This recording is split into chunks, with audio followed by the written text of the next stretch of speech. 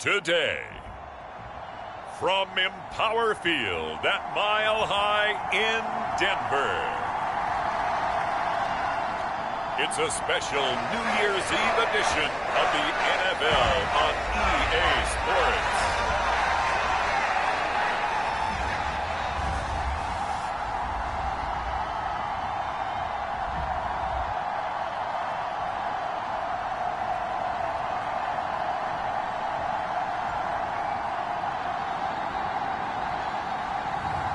It's the Denver Broncos taking on the Los Angeles Chargers. We find ourselves at the foot of the Rockies, Denver, Colorado, for this edition of the NFL on EA Sports. Today, Week 17 is upon us, and we've got a good one in store here, as it'll be the LA Chargers taking on the Denver Broncos.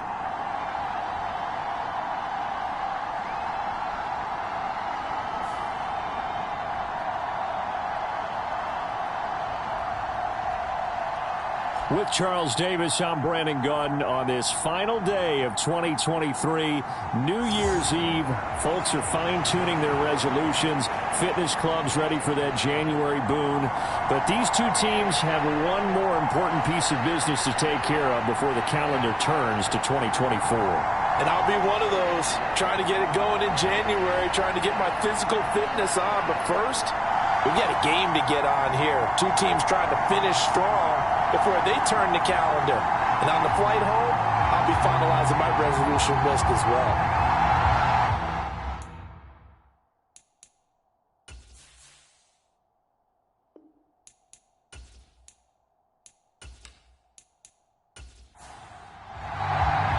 The final two-week stretch of the 2023 regular season, and we are underway, Week 17 here on this New Year's Eve. And they will wrangle him down a couple yards shy of the 30.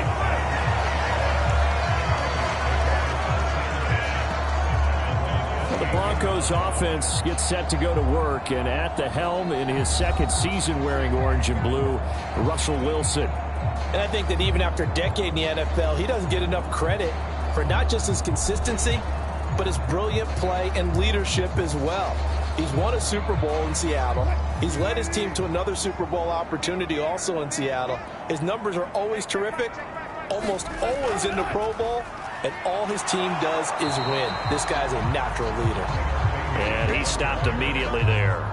Call it no gain on the game's first play, and it's second down now. Well, kind of a quirk in the schedule. These two division rivals didn't see each other much of the year. Their first meeting was just a few weeks ago, back in Week 14, and it was the Broncos getting the road victory, so they'll look to take the season series now here in Denver. Wilson's throw taken in by Sutton, and he's going to be down at the 35, gain of 7. Third play of this opening drive as they're looking at a 3rd and 3. And they'll run on the inside handoff. And he'll be tackled about 2 yards shy of the line to gain. A 1-yard pickup leads to 4th down. Great first drive defensively. 3rd and short, able to stuff the run. And what it does is it gives not just confidence to your defensive players. It gives an overall feeling of, okay, we've established things here early. We can carry this throughout the game.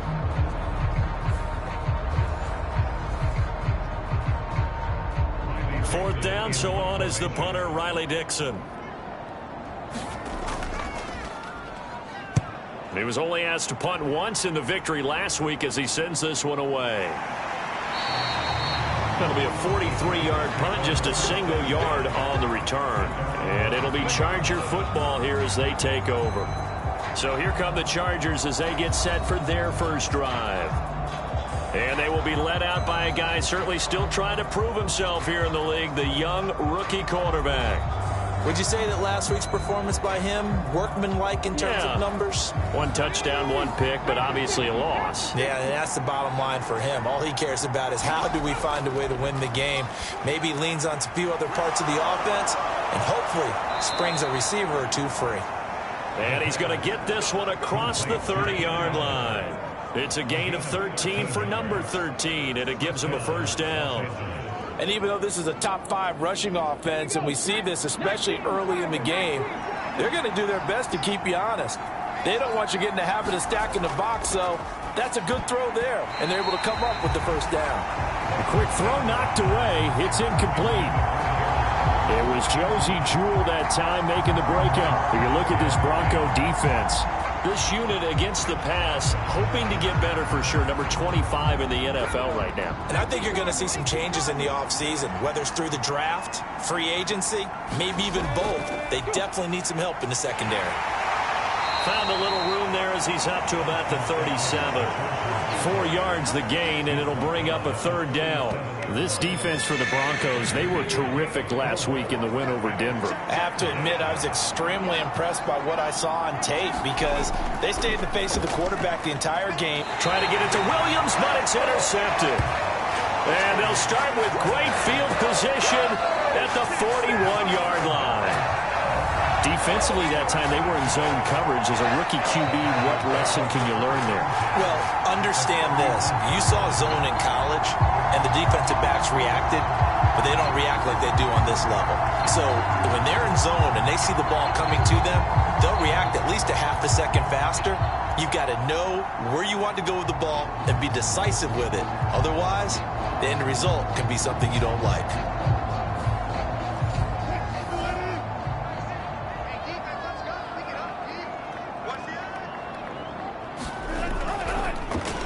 On first down, they'll run it on the draw play. And he can only manage to get a couple. 2nd and 8 coming up.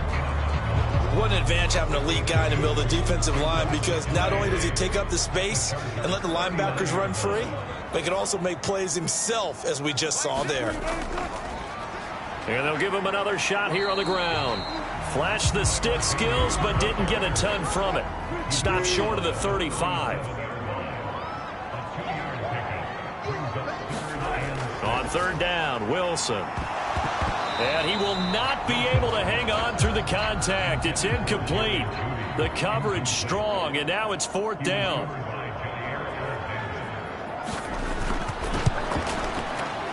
And he's going to miss this one. That is no good.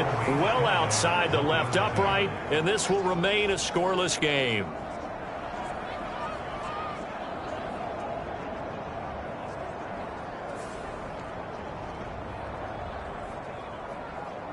The Chargers get set to go here for their second drive.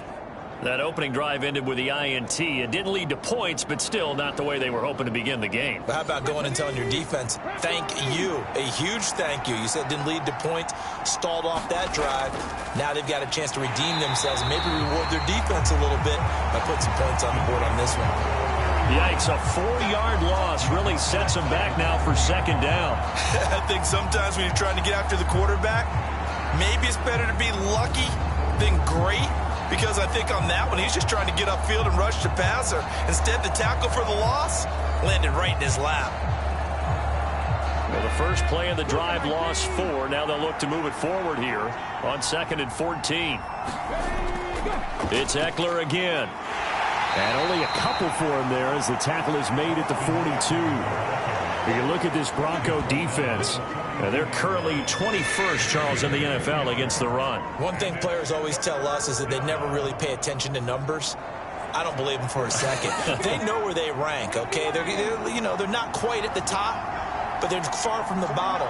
But let's face it, they want to move up. In order to do that, they've got to look at each other and make sure everyone's taking care of their assignments in order to play the run better. And he'll take this to the 47, but no further, as they get him down well short of the line to gain. 5 yards, not enough, and it'll be 4th down. The defense was ready for the back to leak out and even had a second player waiting to double him up. If you're going to commit to doubling a back, you better prevent a completion, but give him credit. Extra determination, extra effort, turn it into a successful play.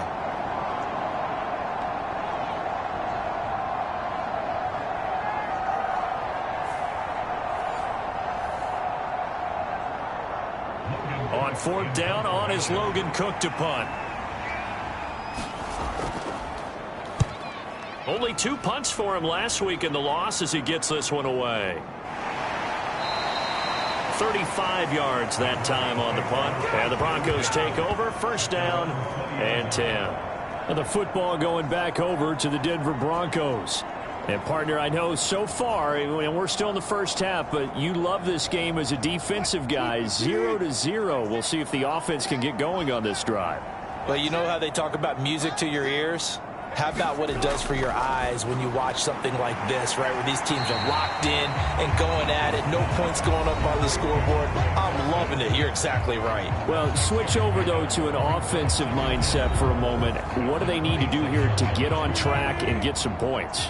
Well, I think a couple of ways. Number one, you pull out something that maybe they haven't seen before. Coaches always talk about unscouted looks.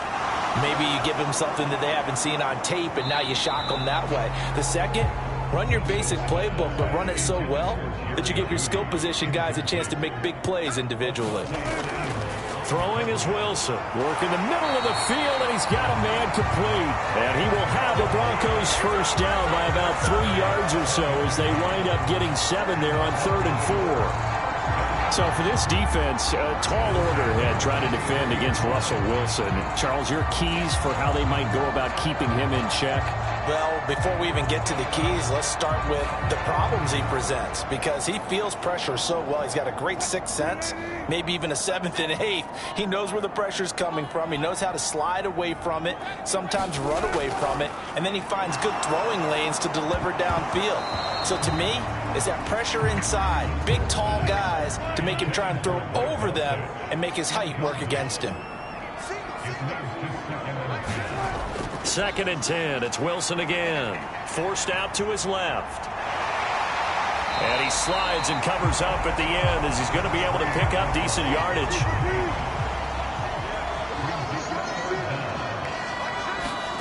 Wilson now to throw on 3rd down. Able to find the open man. That's complete. And he will have the Broncos first down as he's able to get about 3 that time on 3rd and inches. For many people, that's not your standard play call in that 3rd down situation. But for so many offenses, they just want the ball in the hands of their playmakers in open space. And after he caught it, he did a nice job picking up the first down.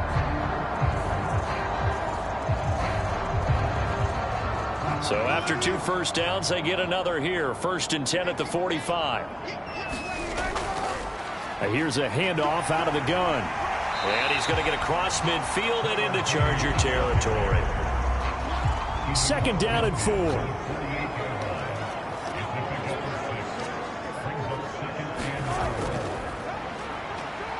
And he'll get this into enemy territory, but not by much as he's down to the 48.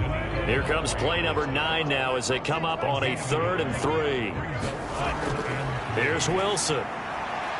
Oh, that's into a sea of bodies, and it's intercepted. Picked off by Asante Samuel Jr. And the Chargers are going to get it back here just past the 35. So a first interception thrown for him there, and that really not the best decision either. Not at all, and that's something he did not do in their victory last week.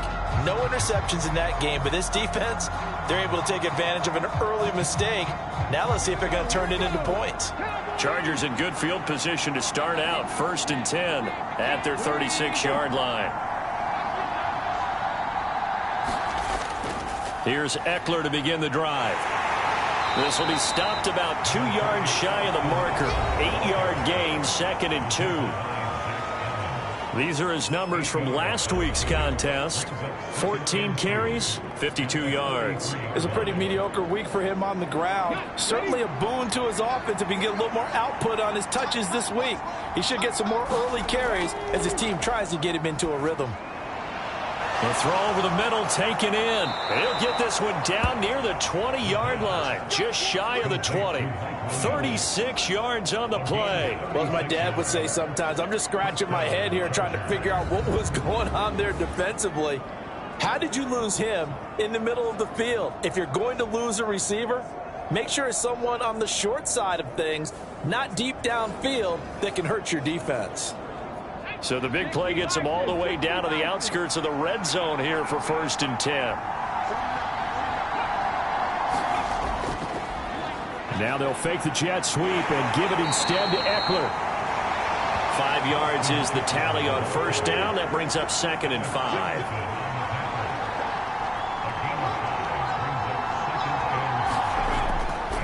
They'll look to throw here. And a quick throw here that's complete.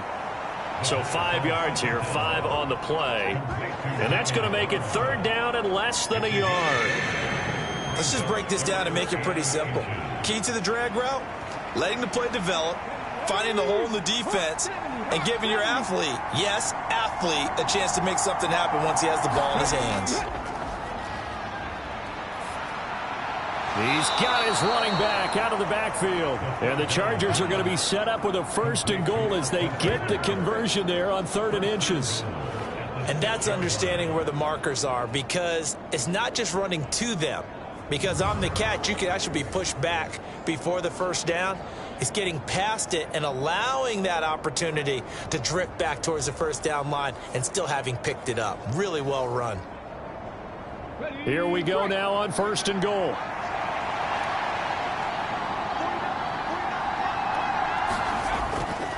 Here's a play fake as they set up to throw.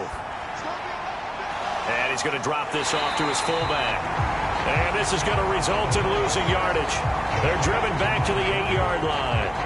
It'll go as a loss on the play. Not what you need down here. It's going to be 2nd and goal. I think they tried to fool him on that one. You know, being able to throw the ball to the fullback position.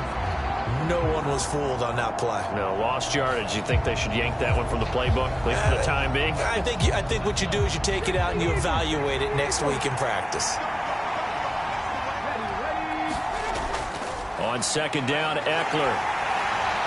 And he takes it in for a Charger touchdown. Austin Eckler with his 14th rushing touchdown on the year. And the Chargers take the early turnover and convert it into an opening touchdown. A solid blocking up front from the guys on the offensive line allowed him to get in for the touchdown. Yeah, some might say that the guys on the offensive line were in concert. I used to have a coach who called it marrying up, meaning when you get on a guy, you just stay right there, and each guy has his own assignment. That allowed the runner to make the big move towards the end zone. Fairbairn good with the extra point, and that makes the score 7-0.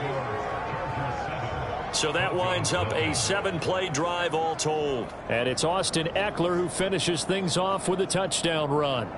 After the touchdown, Cook now to kick this one away.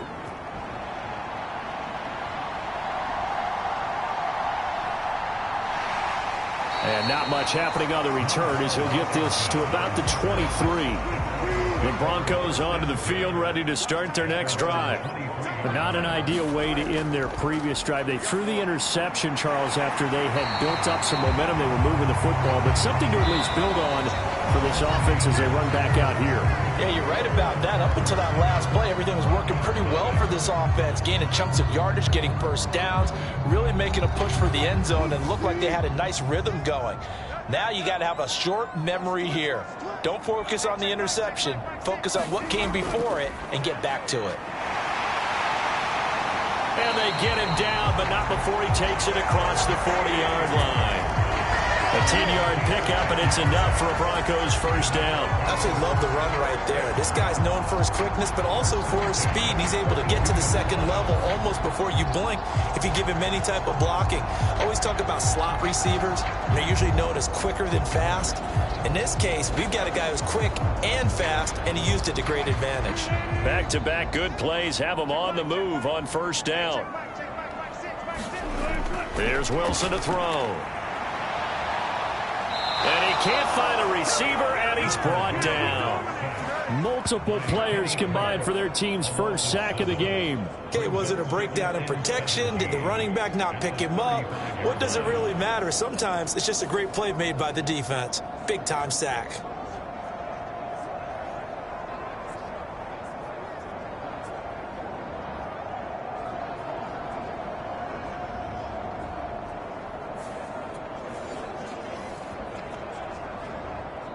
Now, following the sack, they'll look to make amends on a 2nd down and 17. Now they'll run on the draw. Well, the pretty move couldn't create much space. Down just beyond the 35. The Broncos on 3rd down. 2 for 5 to this point. This is 3rd and 16. Out of the gun, here's Wilson. Throw over the middle, taken in by Dulcich. And he'll take this to the 47, but no further. as they get him down well short of the line to gain. They'll get 11, but it'll still lead to a 4th down.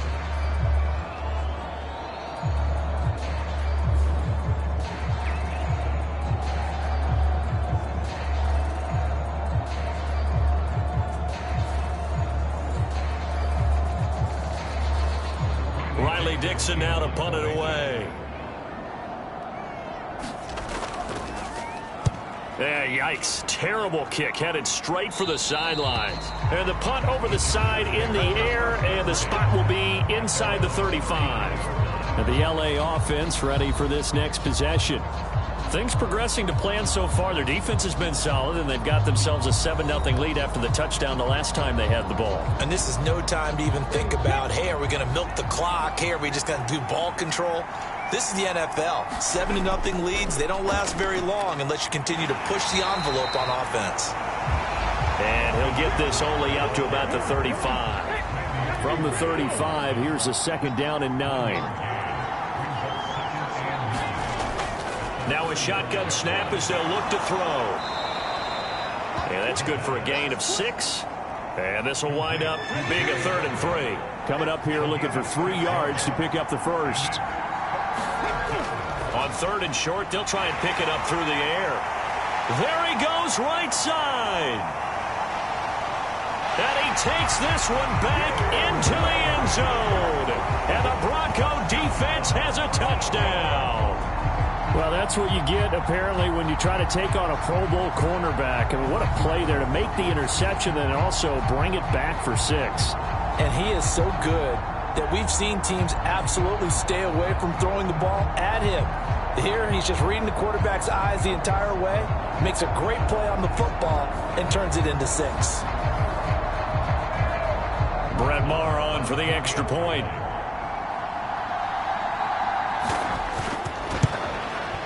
It's up and good, and we're tied at 7 here in quarter number 2. A heck of a play there defensively, getting the interception, navigating his way into the end zone for the touchdown. So all even at 7 now as they kick it away.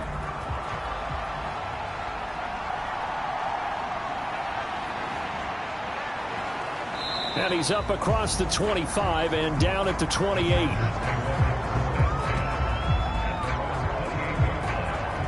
So out come the Chargers. Now remember, they were just out here a moment ago through the pick 6, so we'll see if they can take better care of the football this go-around. Yeah, and sometimes, partner, I think it's almost better that you just throw the pick 6 and you come right back out on the field. You're not over on the sidelines dwelling for it for very long. You're not hearing everyone say, oh, hey, you'll get them next time. Hey, don't worry about it. All that stuff just goes right out the window. You're right back out on the field with a chance to atone. 2nd down and 6 now.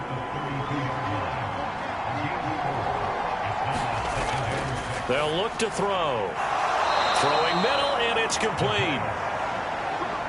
Rookie to rookie on the hook up there, and it's a 1st down. Eckler, they run left side. And he'll be pretty well stopped in his tracks. Give him a yard up to the 42. From the 42-yard line, here's 2nd and 9. Once more, here's Eckler. And he'll get this up past the 45 to the 47. 3rd and 4. Looking to throw. Pass to the sideline and pulled in. And he's able to take it across. Sean Payton not liking that last call. He's going to go ahead and challenge it. Did he keep those feet in bounds? That's the question they've got to decide. And I got to say, watching it in real time, it was awfully close. Yeah, it certainly looked like a heck of a catch because he didn't appear to bobble it, which could complicate things. But even with the benefit of replay, that's pretty tight. Well, here's the call. So the challenge there does not go their way. This will indeed remain a completed pass. Running on 1st down, Eckler. Still 9 remaining on 2nd down. Out of the gun, Eckler running it. And this winds up a gain of 4 to the 41. This will be the 8th play of the drive here. 3rd and 4. He'll look to throw. He's got his target. That's complete. And this is going to be another first down as they'll make the tackle at the Broncos 30. A nice pick up there, 10 yards, and it'll move the sticks. Well, with the problems they've had giving away the football in this first half, they've got to be over the moon that this is still a tie ball game. So here's where a quarterback has to move the turnovers to the back of his mind and focus on the present. And that's a good throw there to pick up a first down.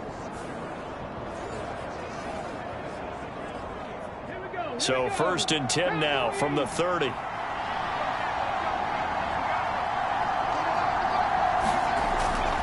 He'll look to throw. Allen's got it complete. And inside the 20 before he's brought down. 11 more yards that go around, a first down as well. Well, they brought the pressure, and that meant man coverage behind him, so he's still able to complete the pass. Even as he took the hit. And that's what you have to do, because I was just talking with a coach the other day, and he said, look, it's not always going to be pretty back there. You're going to have to give me completions. Even when you're taking some hits, sometimes you have to be your own blitz control, for lack of a better term. Got to make completions, step up, and make those throws, and he did that. This is 2nd and 8.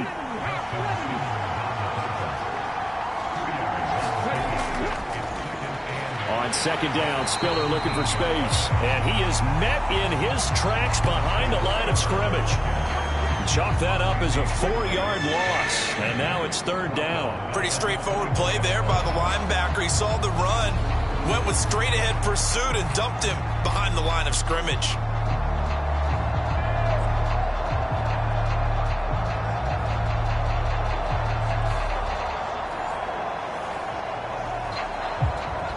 This offense 2 for 2 on 3rd downs on this drive. They're in for a tough test here, though. 3rd and long.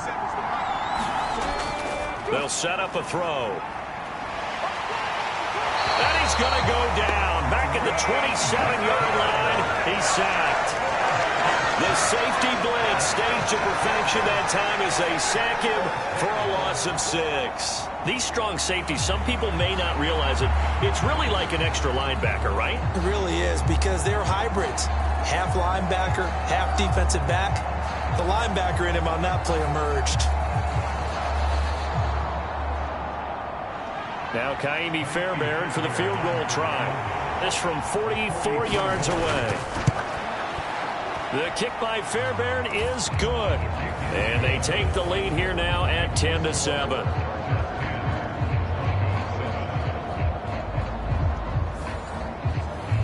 Well, maybe a little bit of an anxious moment there as that ball got closer and closer, but it does curl in. Yeah, actually did a little bit of a slow dance there with the left upright, didn't it? But had just enough space, as you said, for it to curl in. And coming out now, the Broncos. As we eat closer and closer to intermission, Charles, remember last time out they punted. They would love to get points here, especially if this is going to be their final possession of the first half. Yeah, and this is what close games feel like, because the pressure is on both sides, but sometimes the pressure is a little bit higher on the team with the slight edge, because they're trying to hold on to that, trying to increase it. Let's see how this one continues. Now it's Wilson. And he can't find anywhere to go with it, and he goes down. Rashawn Gary racking up sack number 12 for him on the year. Pressure can come from all over when you're plotting a defensive strategy. On that particular play, it just came from the outside.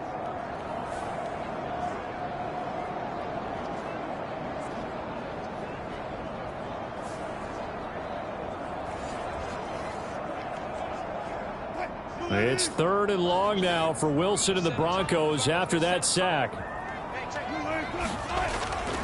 Back to throw. Wilson. He completes this to Sutton. And he'll be brought down at the 28, and that is well short of the first. So 8 yards on the completion there, and it'll be 4th down. Here's Riley Dixon now as he's on to punt for Denver. He's been a busy man here in this first half as he gets it away. This is fielded at the 27. That'll go as a punt of 42, 7 on the return. And it will be 1st and 10 as they take over. The offense heading back out as we take a closer look at Austin Eckler. The passing game, they've had more success there than the running game. Maybe something they game plan for. How come they didn't tell us about it? Because they wanted to keep it a secret. We did ask, didn't we? But I think what happened in this one is they've realized that they've established the run pretty well, and teams are going to key on that. They thought they could open it up and have success through the air, and that's exactly what's going on. Yeah, they've had success at least so far here in the second quarter. 2nd and 6. On the screen, this is Eckler. And they will only muster a yard here to the 38. Creeping up on a minute to play in this first half. The Chargers going to signal for the first of their timeouts as they'll stop it with just over a minute to go before halftime. They're going to look to throw. Throw over the middle into the hands of the tight end Parham. Now the Chargers will use the second of their timeouts as the stoppage will come with a little under a minute to go in this first half. They'll stick with the passing game as he looks to throw. So the completion good for just 3. And that'll bring up 2nd down. Again, he'll drop to throw. And down he goes at the 49, a 3-yard pickup. This now a 3rd and 4. Now whistles come in. We're going to get a timeout here by the offense as they stop it with 11 seconds remaining in this first half. On 3rd down, here's Eckler. And he's going to be a yard short. Needed 4, but got 3. So we've reached halftime here on New Year's Eve. As we send you on out to our studios in Orlando, here's Jonathan Coachman at REA Sports Halftime Report.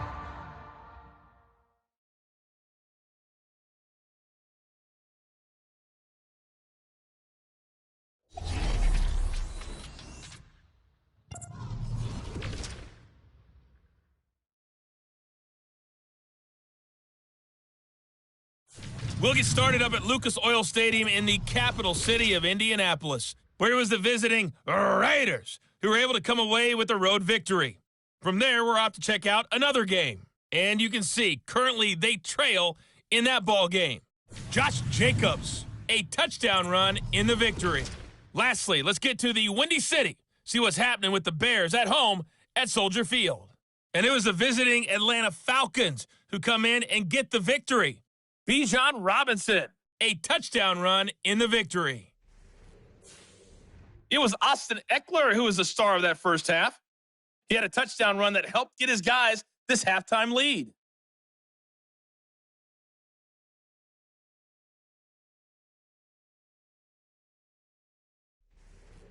All right, Coach, thanks. Yeah, both teams likely to make some changes in what's been a closely fought battle to this point. A good, tight football game thus far. 10-7 the score as we resume action on EA Sports. And he brings us out past the 20 to the 24.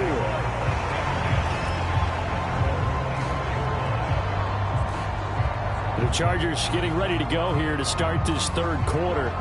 And despite the turnovers, Charles, and they had multiple in that first half, they still have the lead as they begin this third quarter. And they probably heard some conflicting tones at the half, don't you think? A lot of praise for what they did to get this lead, but also a little bit of scolding because they got to take better care of the football in the second half. But you and I both know the great leaders, they know how to give that little bit of vinegar in there and cover it with a big dose of honey. 2nd and 2. Throwing right, and that's complete. And they're going to have this across midfield and inside the 45. That one covers 24 yards. It's a first down. Well, he's had the interception woes in this one, Charles, and that time a little bold to throw it into double coverage, but he beat the double coverage. Yeah, but I admire that he still will challenge defenders downfield, even though the ball's been in jeopardy a few times in this game. A nice ball there against multiple defenders, and they advance it downfield.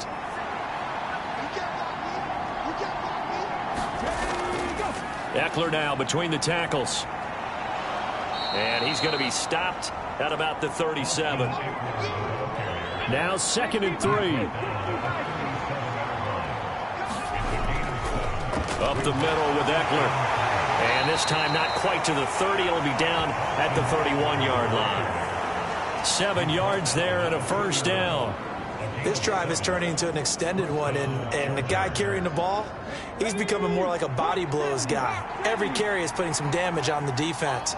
So after a while, I'm not too sure how many guys are going to want to run up and tackle him. Looking left side, it's complete. He's got it. And inside the 20 before he's brought down. The Chargers passing game rolling a bit here. They've got another first. Had to put that ball in there with a little extra zip, but he put it right where it needed to be. Yeah, and that little extra pace that he had on the pass, that required a little extra concentration for him, didn't it? Ball can get on you pretty quick in that manner, and he handled it well and picked up the first down.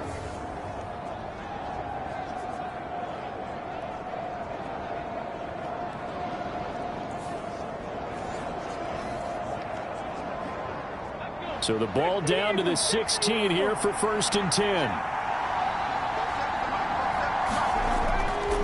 They'll run out of the gun with Eckler. He will push his way down to about the 14. 2nd and 9.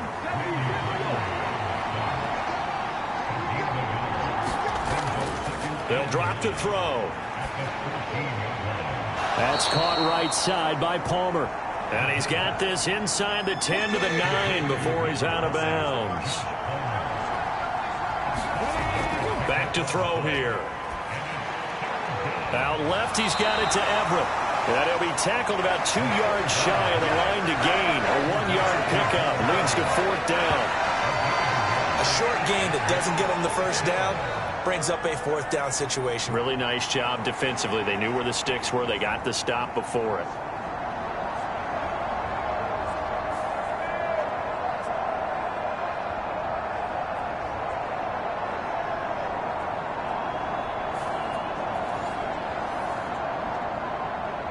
The offense staying out.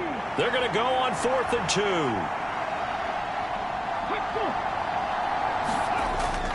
Back to throw. Got a man. It's Allen for the Charger touchdown. Keenan Allen with touchdown number 7 on the year. And the Chargers take the opening kickoff of the 3rd quarter and drive right down the field to extend their lead. There was a lot of zip on that pass, and baseball might have called that a frozen rope. I like it when you bring the diamond into the game. I'm going back to the gridiron. Had some heat on that bad boy. Sometimes you throw a touchdown pass, and sometimes you throw, what, a touchdown strike? There you go. That's my man in concert. Extra point by Fairbairn, up and good. And his guys will take a 10-point lead. A good drive that time as they go 9 plays in all. And it was Keenan Allen who finished it all off with the touchdown reception.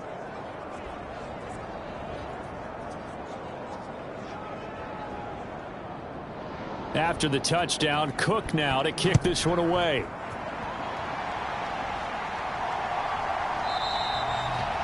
And there will not be a return here. It's a touchback, and it'll come out to the 25-yard line. So now a look at the Broncos as they head back out there for their first possession of the second half.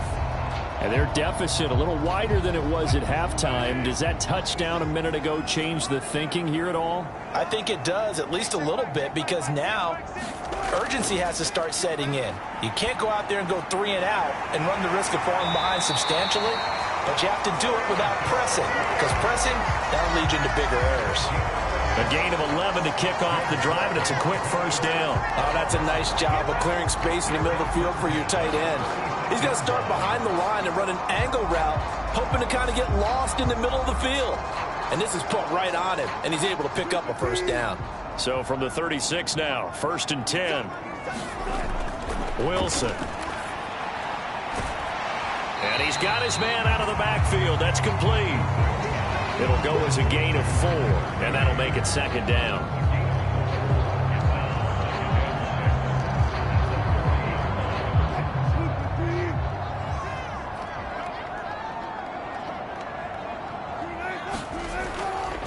A first carry for Samaje Perine. Now they're going to be dealing with a 3rd and 7. Is that one officially a loss of 1? Continues to be a struggle for this offense, and this home crowd, they're growing a little restless here in the second half. And I think they've just got to look at how they're trying to move the football. Yeah, you want to run it, but maybe you spread it out, maybe some swing passes that can take the place of runs and give you a little more space.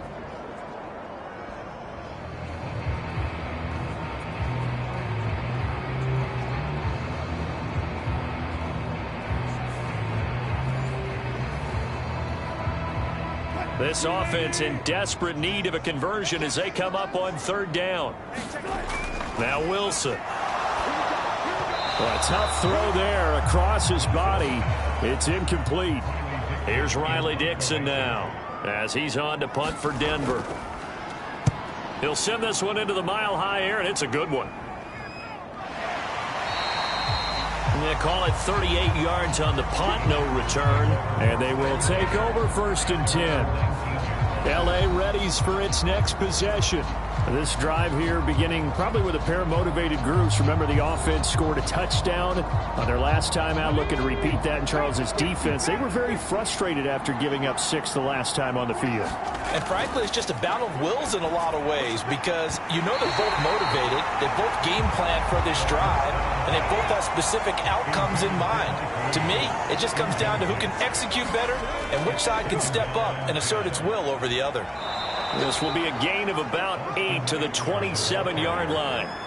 They need 2. Here's 3rd down. Now back to throw. That is caught. Escapes the defender. And he goes out of bounds just shy of the 45. And they call his number again. It's his 6th catch and a 1st down. But we're used to seeing the guy that you consider the number 1 receiver double covered. But how about this guy? He's double covered and finds a way to make the play for a 1st down. That's how you increase your Madden rating, right? No doubt about that at all. And you know something? I think we'll hear about that from him soon. Here we go. 19 Charger. 19 Charger. Now on 1st down, he'll drop to throw it. And he's going to be intercepted a 3rd time. Picked off by Josie Jewell. And he takes this one back into the end zone. And the Bronco defense has a touchdown. So that potentially a turning point here this 3rd quarter. A 2-score lead down to 1 now following the pick 6. And that had to be the message at halftime for this defense. Delivered and accepted. We need to go out there and make something happen. Marr on for the extra point.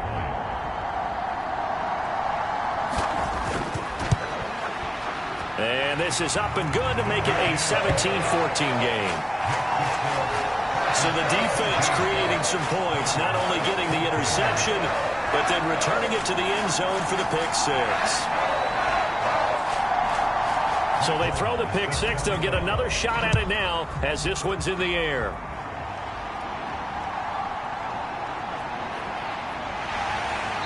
And he'll be tackled just shy of the 25.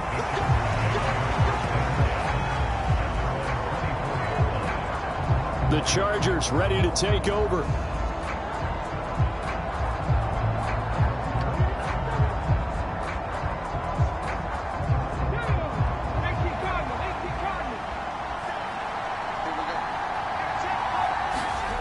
After the pick 6, they go right back to the air. Throw left side is hauled in by Palmer. They'll give him 4 yards there, and it'll be 2nd down.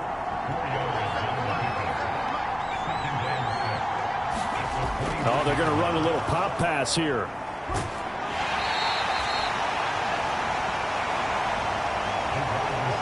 Here is 3rd down and 4.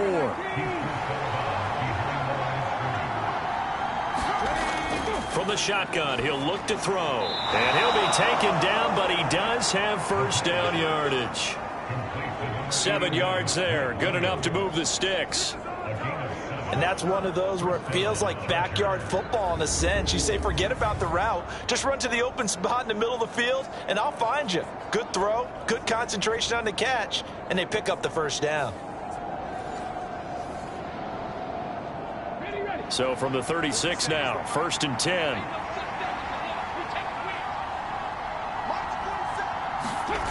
Back to throw again. Throw right side is into the hands of his tight end, Everett. And that'll be good for 8 yards to the 45. That's now 4 completions in a row. A good bounce back following the interception last drive. Certainly not letting it affect him, that's for sure. And we all know interceptions are going to happen.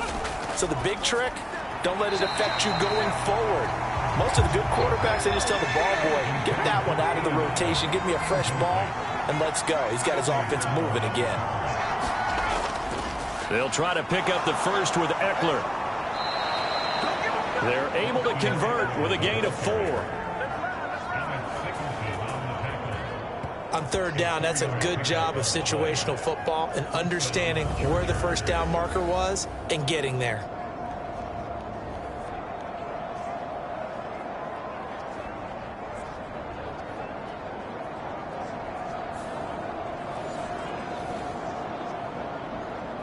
Two first downs have them up near midfield now on 1st and 10.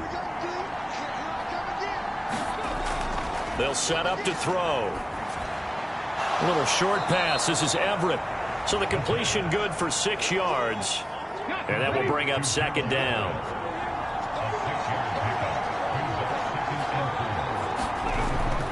He'll drop to throw. It's complete to Williams. 50 catches for him now on the year, and he's got a first down.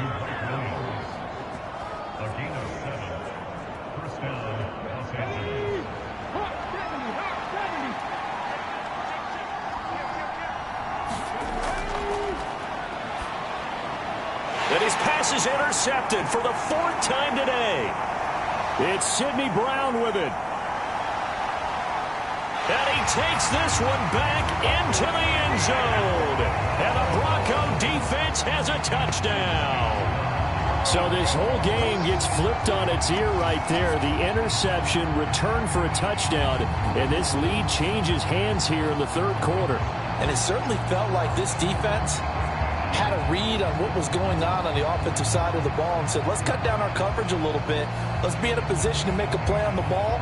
And, boy, that sure turned out well for them. Marr now to add the extra point. It's up and good to make it 21-17. A heck of a play there defensively, getting the interception, navigating his way into the end zone for the touchdown. So they'll get another shot on offense following that pick 6, and now the kick is away.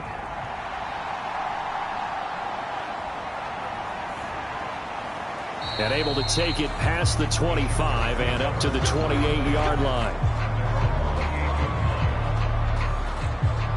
The offense for Los Angeles returns to the field. And they've sort of lost their way, partner. How do they recalibrate and get this proverbial train back on track? Well, this is where leadership really comes into play.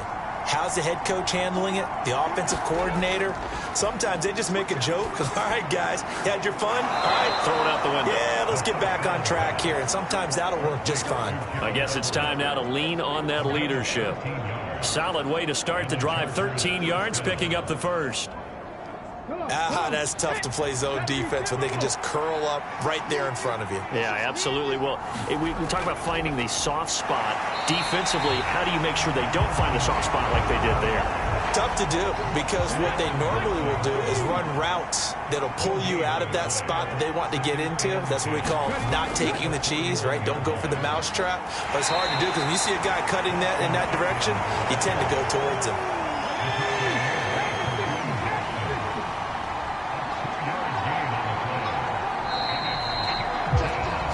As they come to the line, they will not be able to get off another play as time has run out on this 3rd quarter.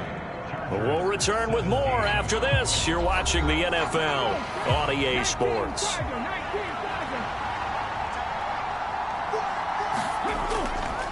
On 3rd down, he'll drop to throw. A little short pass. This is Everett, and he'll lose yardage here. Back at the 41. This will wind up a loss on the play, and that'll bring up 4th down.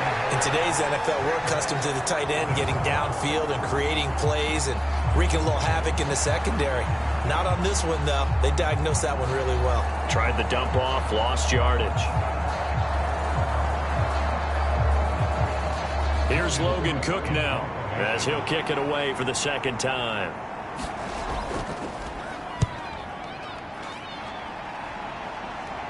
And a fair catch called for and made just outside the 15-yard line. 37 yards on the punt with no return. And out will come the offense as they take over. So the Broncos come back out as we give you a look at the playoff race in the AFC.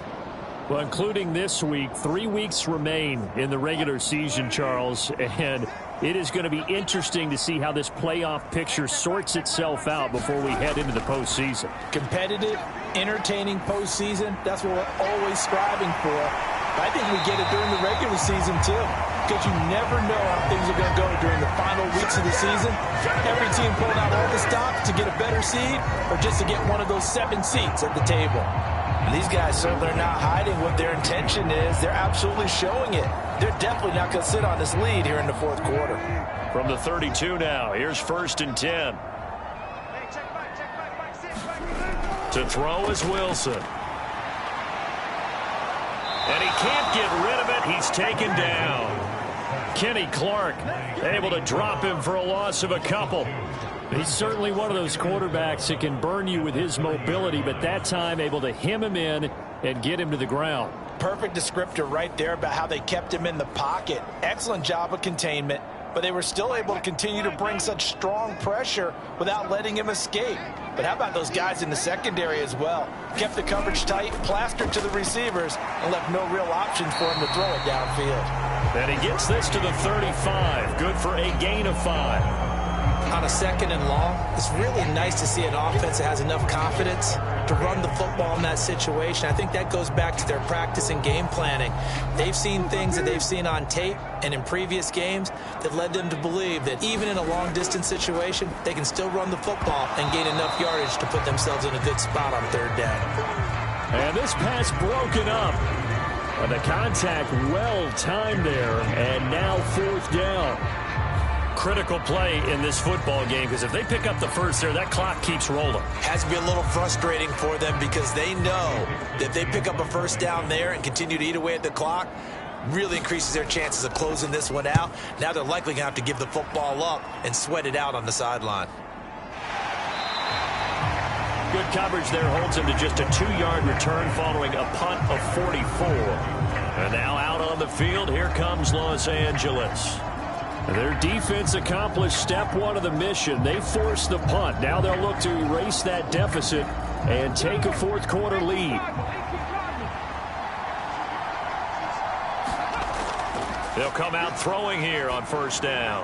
Over the middle, and it's caught. Keenan Allen. And they're going to get this beyond the 40 before he's taken down. A good pickup there, a 22. I got the sense that the defense created a little momentum for them there, didn't they? Did their job, forced the punt. Now, nice start to the drive. Offense has to do their part. Yeah, they certainly do, but what a great start for them. And they got to go thank the guys on D.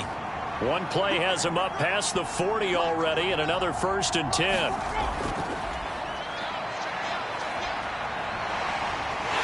And a big loss here as he's taken down. Josie Jewell, the linebacker, getting the sack. Well, someone is certainly having a big game, and while that sack doesn't quite have the splash of his pick 6 from earlier, you know he's thrilled to be making big plays during a great individual effort today.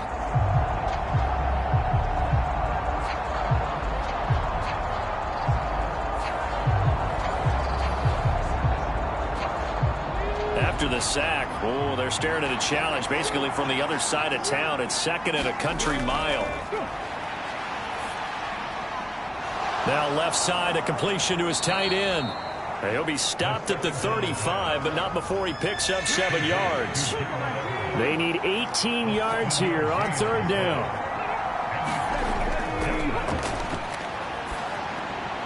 Across the formation, he's got a man. That's Allen. And he'll take this to the 47, but no further, as they get him down well short of the line to gain. It'll be a gain of 12, but it will also lead to 4th down. They They didn't get the first down, but I have to say I do like the call. I like what they were trying to do. Try and hit your receiver on the run and see if he can pick it up, keep it on his feet, get a little rack yardage. Yeah, but a nice job defensively to get to him and keep him short of the first.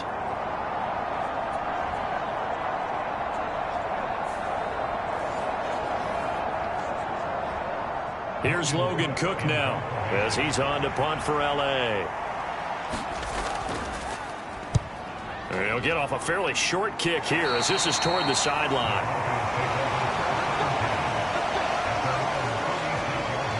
So the Broncos coming out now. Their defense got the stop, forced the punt, and now you really start to monitor the clock as they nurse this slim lead. Good starting position for the Broncos here as they come up 1st and 10 at their 36-yard line. Meanwhile, Wilson's throw here into the hands of the receiver, Judy. From the 43, it's 2nd and 3. Hands it off out of the gun. And he'll be brought down just shy of midfield at the 49-yard line.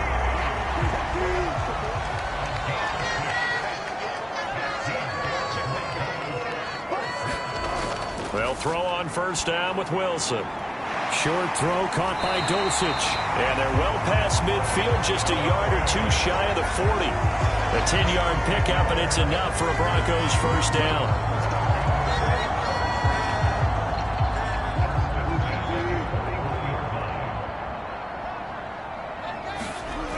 Wilson.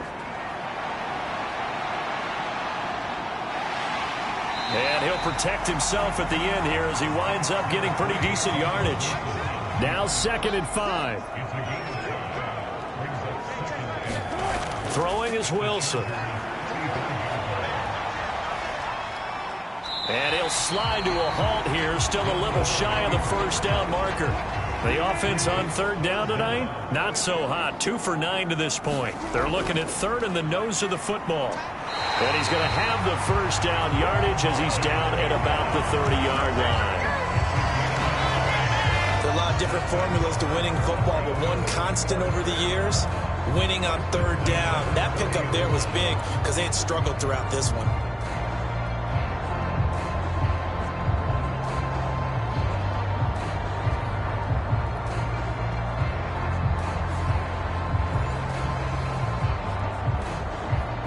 So 1st and 10 now from the 30.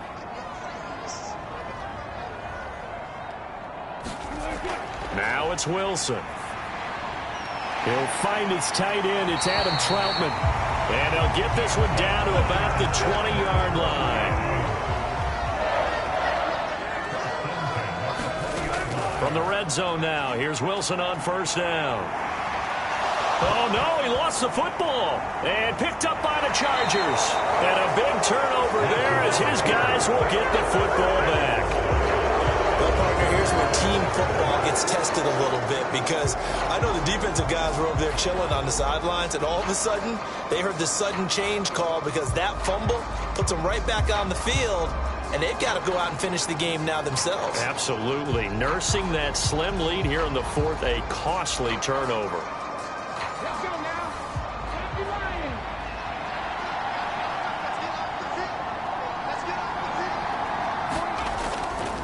The drive starts with a give to Spiller.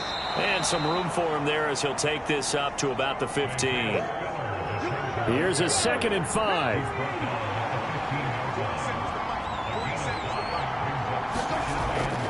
They'll look to throw here. Throws left side, complete to Keenan Allen. And able to get this across the 20 before going out of bounds.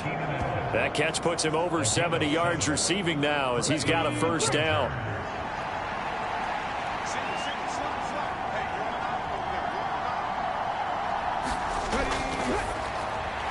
Here's a throw to his running back. It's complete.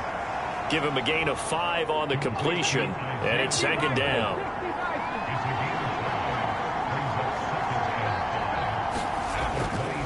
They'll look to throw. And this one incomplete.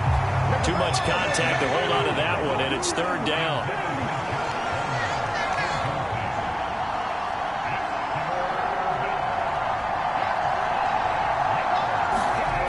They'll look to throw again. Work in the middle of the field, and he's got a man complete. And he is going to have the Chargers first down as they're able to get the third down conversion. And with that last play, he's now up over that 300-yard mark. And in today's NFL, it almost feels routine. And I hate that when you're talking about a 300-yard passing game. To me, 300 yards still signifies excellence, and he's achieved that in this performance. All 3 timeouts plus the 2-minute warning. Here's 1st and 10. On first down, he'll drop to throw. He gets this out to Spiller. And he'll be out of bounds after getting this one across the 40. Now, that's the type of play that gives you a chance to win. Nothing forced downfield where you don't have a guy open. Swing it out to the back, and maybe even check it down, whatever you want to call it. Gain of 5. You're just trying to get 4 on first down. They're ahead of the chains now. The throw over the middle taken in. And this is going to be another first down as they'll make the tackle at the Broncos' 42.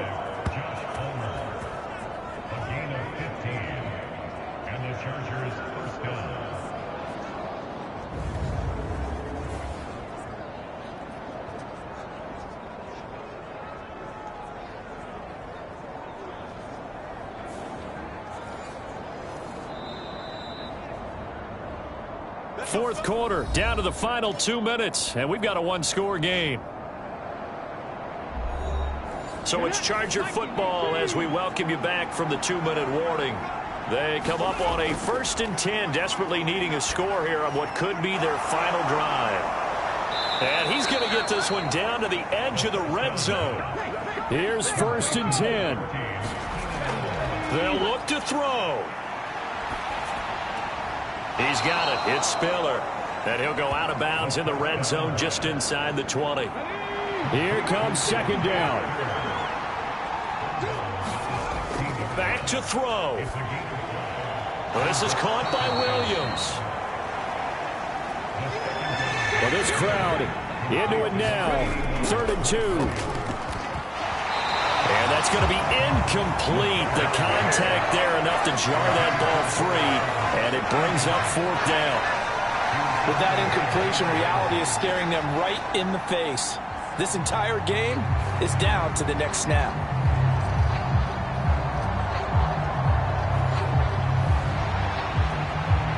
Down 4 late. Got to go for it here on 4th down. They'll run for it with Spiller. And he's able to pick up the first down before he's tackled right at the 10.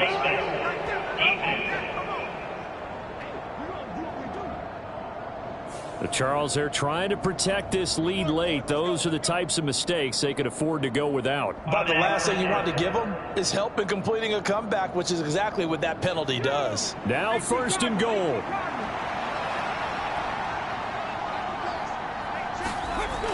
He's back to throw.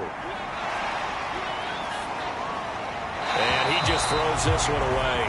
Smart decision here this close to the end zone, and it brings up 2nd down. Whew, that's certainly not the worst thing. It stops the clock and lets your offense catch its breath and lets us exhale a little bit. Now I expect them to call a couple plays in the huddle, so they're ready if a tackle happens. And he's in for a Charger touchdown. Isaiah Spiller. A 5-yard touchdown run. And the Chargers put together a 4th quarter drive to take the lead. Charles, what a big drive late in the 4th quarter to take this lead. And normally you're really excited if your offense has the ball late in the game. But I think this crew is really excited to have their defense go back out there because they haven't surrendered a point in the 4th quarter yet. They've helped make this comeback possible with their defensive play. Now they get a chance to finish this game off. Now an important extra point here to stretch this lead to a field goal. He's got it, and this is indeed up to a 3-point lead. So that drive spans 13 plays. And it was Isaiah Spiller capping things off with a touchdown run. After the touchdown, Cook now to kick this one away.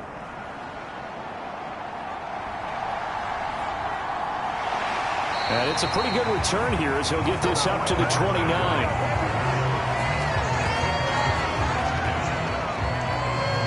So here is Wilson and the Broncos. down 24-21. A little under a minute to go. They've won 3 in a row, but they've got work to do if they want to get a 4th in a row as they come up on first down. And that one drops down, incomplete. Good coverage there, forced the ball free, and it's second down. Inside a minute to go. Here's 2nd and 10 now. Throwing now is Wilson.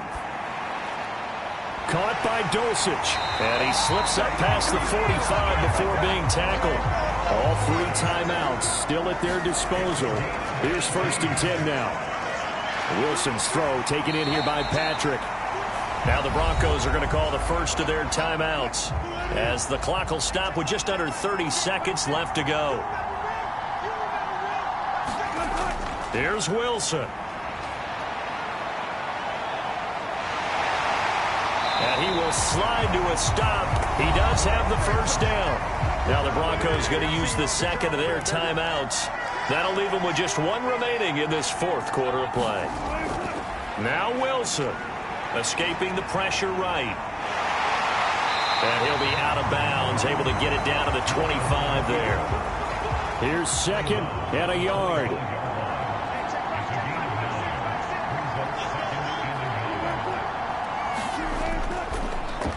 On 2nd down, Pirine. And he'll be brought down at the 21, just shy of the 20 in the red zone. Now the Broncos will use their 3rd and final timeout. The Chargers going to signal for the first of their timeouts. That'll leave them with 2 remaining. We'll be back after this.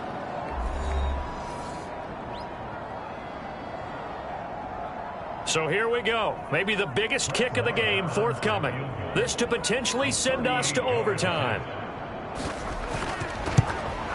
And his kick is right there. It's good, and they will tie this game here in the final seconds.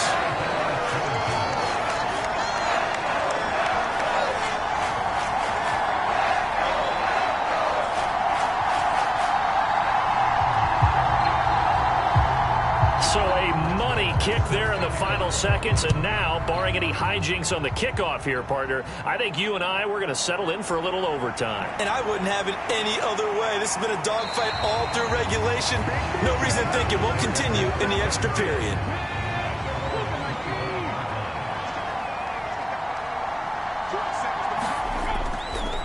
On 1st and 10 is Spiller. He'll be dropped after a gain of about 6 across the 30 to the 31. And here in overtime, if the team that receives the ball scores a touchdown, it's over. If they don't, we can still have some more football. That's exactly right. If they go down and kick a field goal, the other team gets a possession to either match it or score a touchdown to win the ball game. If both teams kick field goals, the next team to score wins. But if the receiving team throws a pick 6 or fumbles the ball and it gets picked up by the defense and they score, the game is over at that point.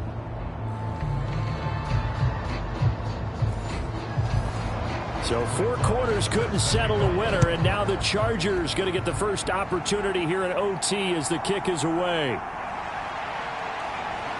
And they'll get him down inside the 30 at the 27.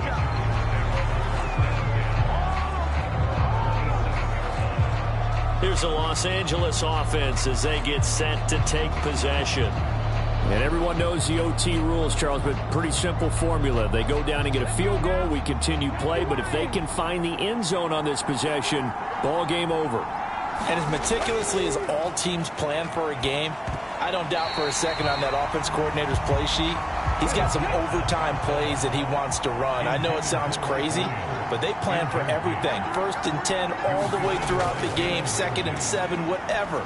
Right now, he's looking at that play sheet saying, if we get to overtime, what can we break out that they haven't seen?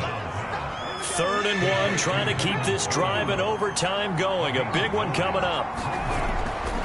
Looking to throw. He's got his target. That's complete. And he'll be out of bounds after getting this one across the 40.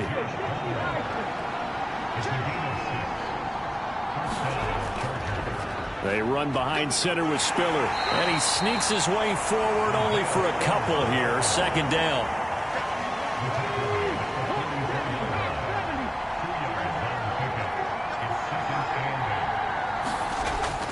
Right back to Spiller on second down.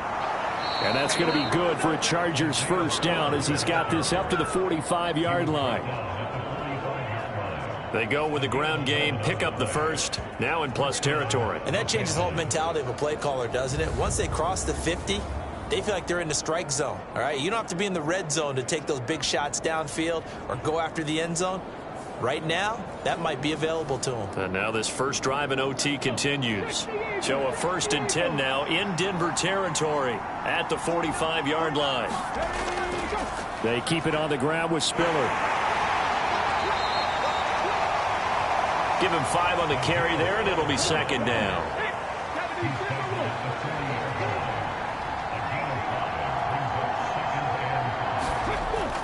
Straight ahead, it's Spiller. Call it a gain of 4 there, so it sets up a big play here. 3rd and a yard.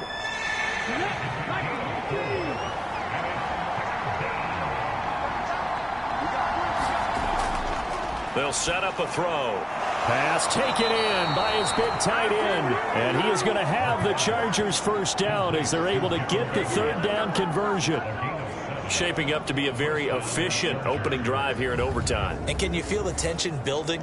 Because I'm feeling it, all right? I've got the sweaty palms here with each play because of the enormity of what's going on. Each play means so much in overtime, and they're handling it well as this drive continues. They'll look to throw here on first down. Allen's got it over the middle. And they'll get him down inside the red zone at the 14. It's also a gain of 14. First down. They'll look to throw. Quick hitter here. It's complete. And the result here, a pickup of 8. Leaves them with 2 to go on second down.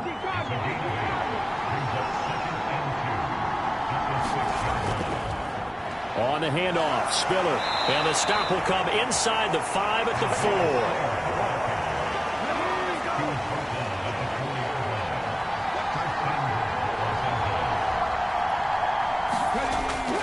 They'll run here with Spiller. And he gets halfway there from the 4 to the 2 on a gain of 2. We'll play only the 1 overtime here. If time runs out, it'll be a tie as they come up on second down. And they'll turn to the power game to try to get in. And I think they stopped him again.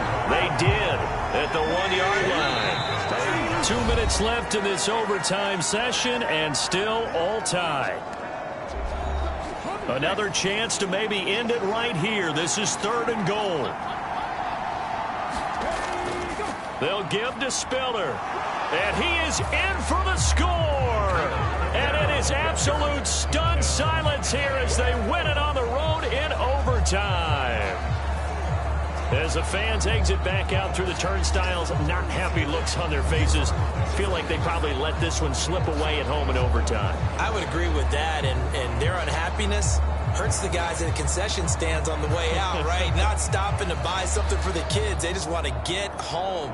But what a dramatic way to finish this bad boy off. I mean, this game was dramatic all the way through. That's why we got to overtime. And then to go ahead and finish it this way, the fans streaming out unhappy. But the team that came in here and won this one on the road, they sprinted to their locker room. And speaking of buying things, dinner on you tonight, Davis. I kind of figured that was coming. So for the Chargers, they improved to 11-5 now with 1 week remaining. So that'll do it for us. For Charles Davis and all our crew, I'm Brandon Gaudin. You've been watching the NFL on EA Sports. Enjoy the rest of your afternoon, everyone, as we say so long from Denver.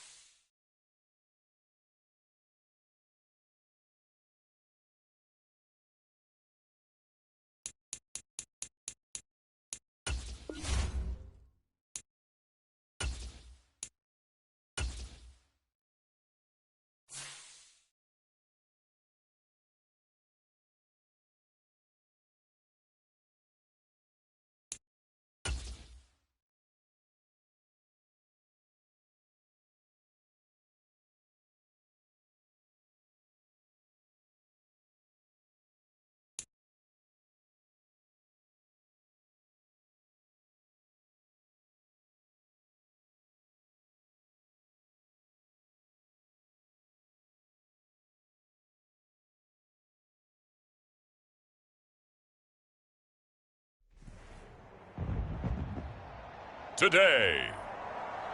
From GEHA Field at Arrowhead Stadium in Kansas City, it's a special New Year's Eve edition of the NFL on EA Sports.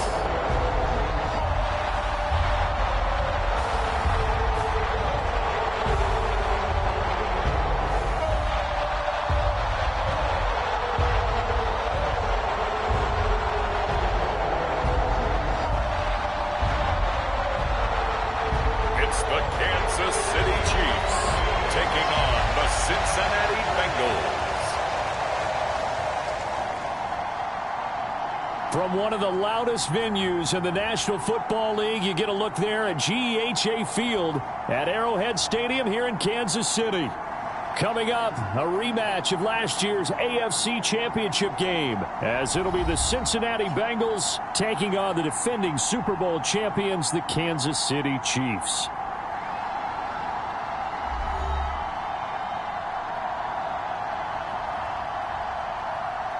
With Charles Davis, I'm Brandon Gaudin on this final day of 2023, New Year's Eve. Folks are fine-tuning their resolutions. Fitness clubs ready for that January boon. But these two teams have one more important piece of business to take care of before the calendar turns to 2024.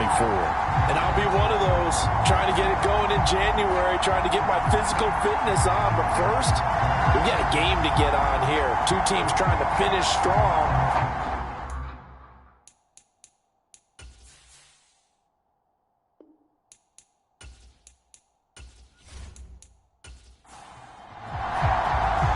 The final 2-week stretch of the 2023 regular season, and we are underway, Week 17 here on this New Year's Eve. And they will elect to not bring this one out as our first drive will begin at the 25. So here come the defending champs, led out by the reigning MVP of the National Football League, a two-time winner now in Patrick Mahomes. His game last week reminded me of the old song, Accentuate the Positive, because that's about all he did, right? Yeah. 3 touchdown passes, over 300 yards in the air, receivers happy. And they got the win. Got the win. If you're a running back that likes to catch passes, they're happy as well. Big-time game. Mahomes' throw here complete to Kelsey. And they'll get it all the way. Up about 5 yards shy of midfield. Just like that, a pickup of 20 on their first play from scrimmage. That's a good start to the ball game. Maybe a little bit of a tone setter offensively. They come out throwing right away, and it's an early completion and a quick first down.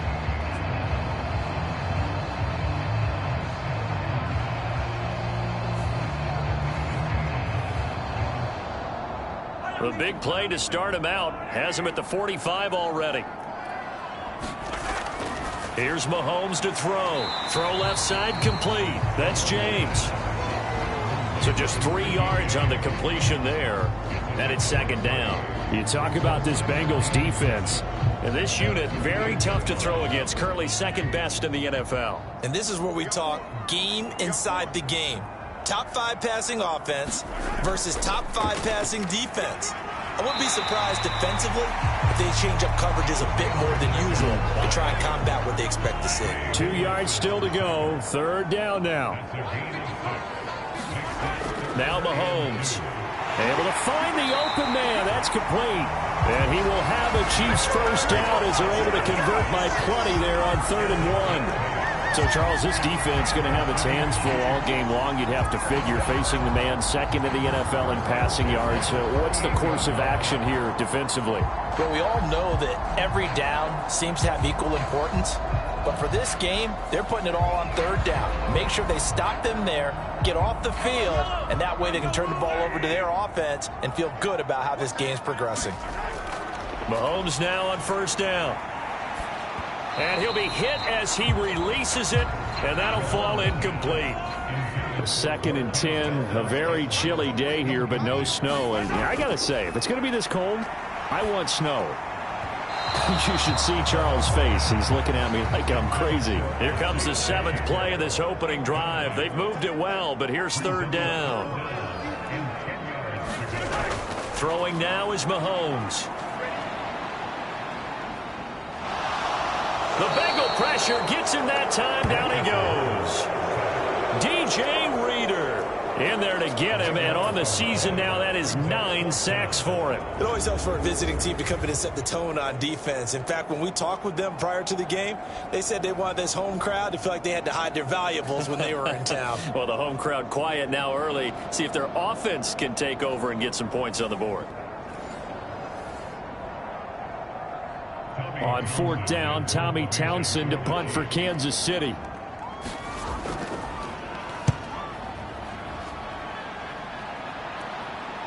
And that is very well done there, as this will be marked out of bounds at the 5-yard line.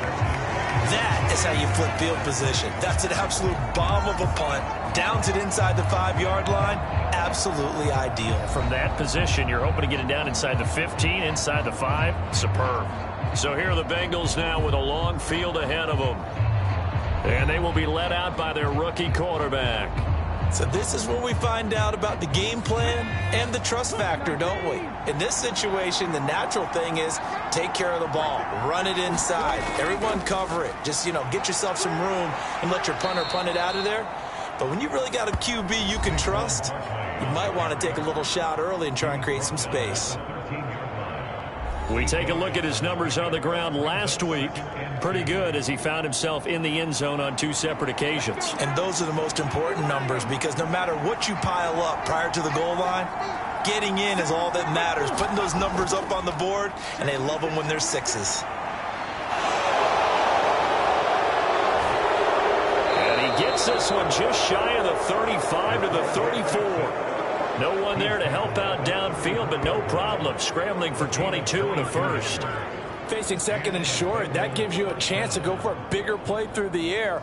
But I think he said to himself, why not just handle this one? Got all the yards he needed and then some, and made that snap a huge success. Back-to-back good plays have him on the move on 1st down.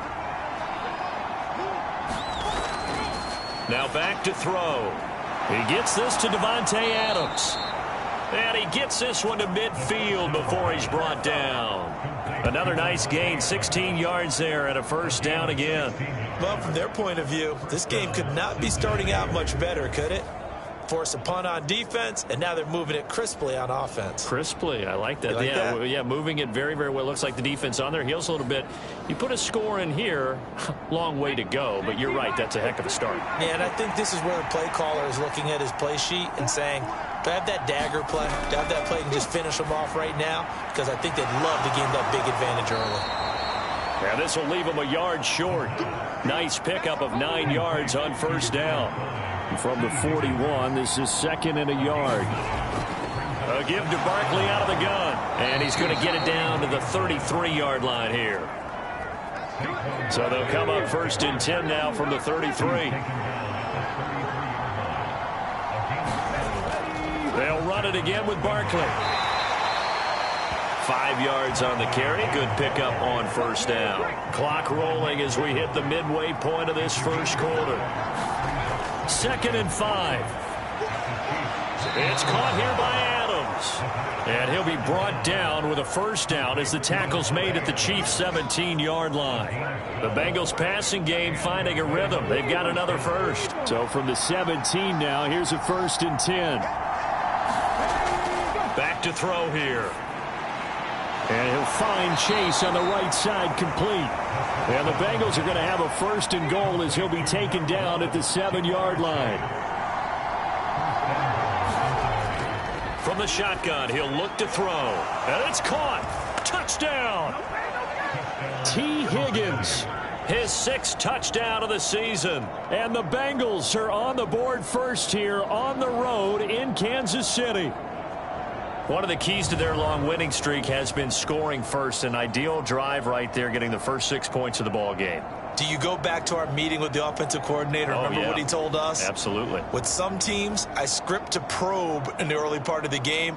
Other teams, I script to attack. They've been in attack mode for these ball games and continue that in this one. Evan McPherson now for the PAT. And he's got it to make it 7-0 Bengals. That time, a 9-play drive. And it was T. Higgins who capped the drive with the touchdown reception.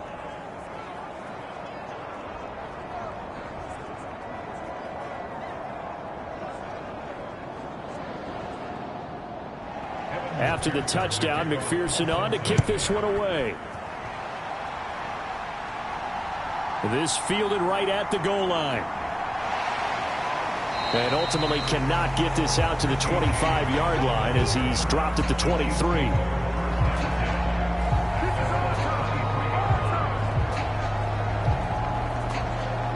So the Chiefs offense heads out. There's a look at the playoff picture in the AFC as we grind toward the end of the season here, and they haven't had the season that they had hoped. So let me ask you to play GM. Where might they look to make some changes? I think when you look into the upcoming draft, think hard about them drafting multiple offensive linemen. They've got to get stouter up front. And as a GM, it always tells me, Charles, this is a big boy league, and big people always end up winning games for you. They'd love to just strike back with a touchdown right here, and if it's a long play, so be it. But the main goal, get a couple of first downs, run some plays, run some clock, allow their defense to get a chance to catch their breath, settle down, and relax a little bit after they just gave up the score. And that's going to be a Chiefs first down as he's got this past the 35 to about the 37. Now that's the way to do it. Hand it to someone with vision and good footwork, and add in a little bit of power, and you find a way to pick up first downs.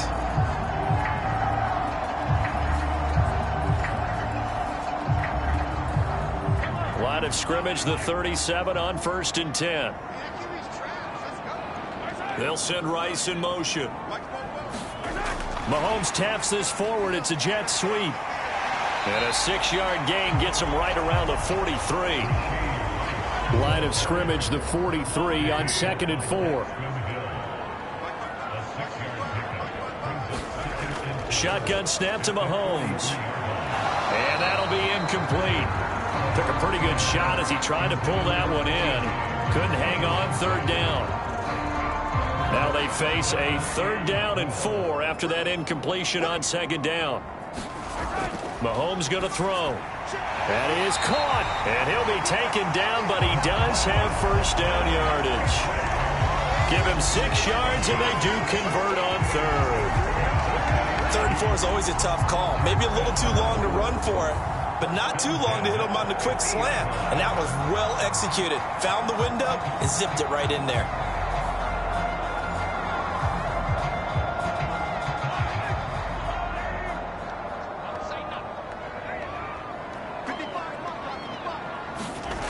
From midfield, here's Mahomes.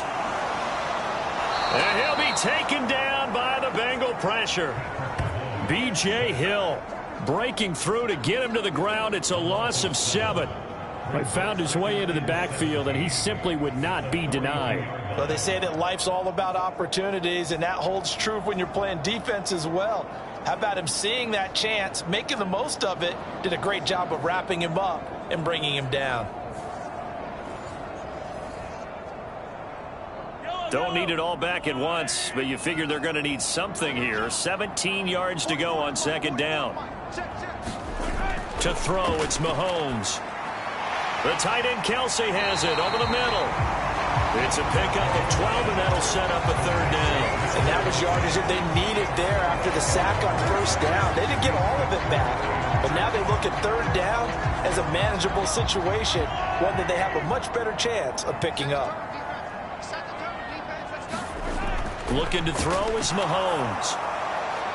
Throw out wide is incomplete. Here's Tommy Townsend on to punt.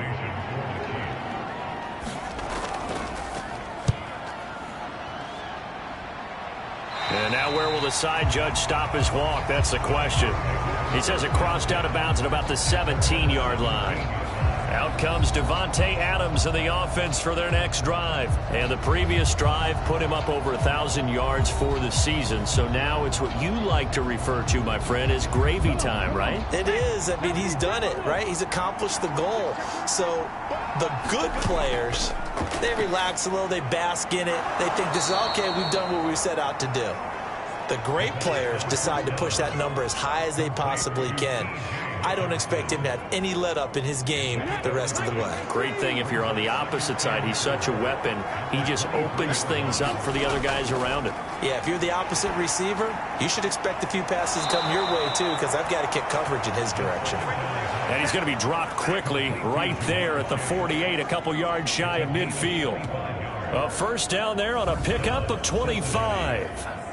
And he's top 5 in the league in terms of receiving yardage because of plays like that. What have you seen from him on film that you like so much? Well, I'll strip away everything else and get to what we call the moment of truth. When the ball's arriving and there's a defender there, he just comes down with the ball. He competes and takes it away. Great hands, great ability to finish the catch. Now this pass into the hands of Saquon Barkley. And they'll get him down after a pickup of 8, 2nd and 2.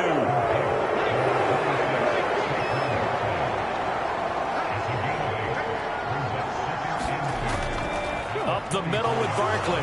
And he'll be brought down, it looks like right at the 40.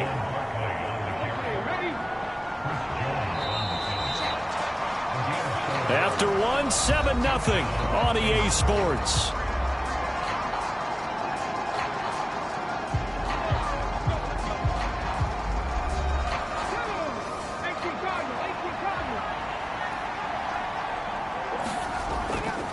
Now on first down, he'll drop to throw it. This one goes out wide for Barkley.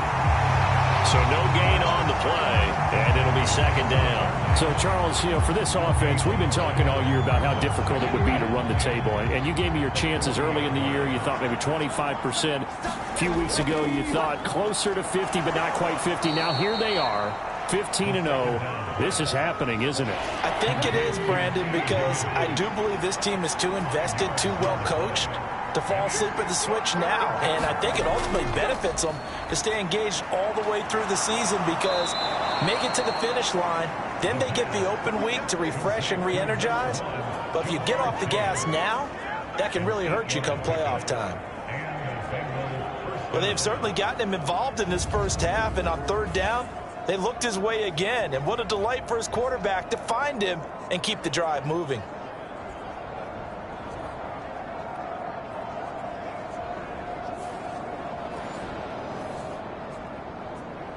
Ready?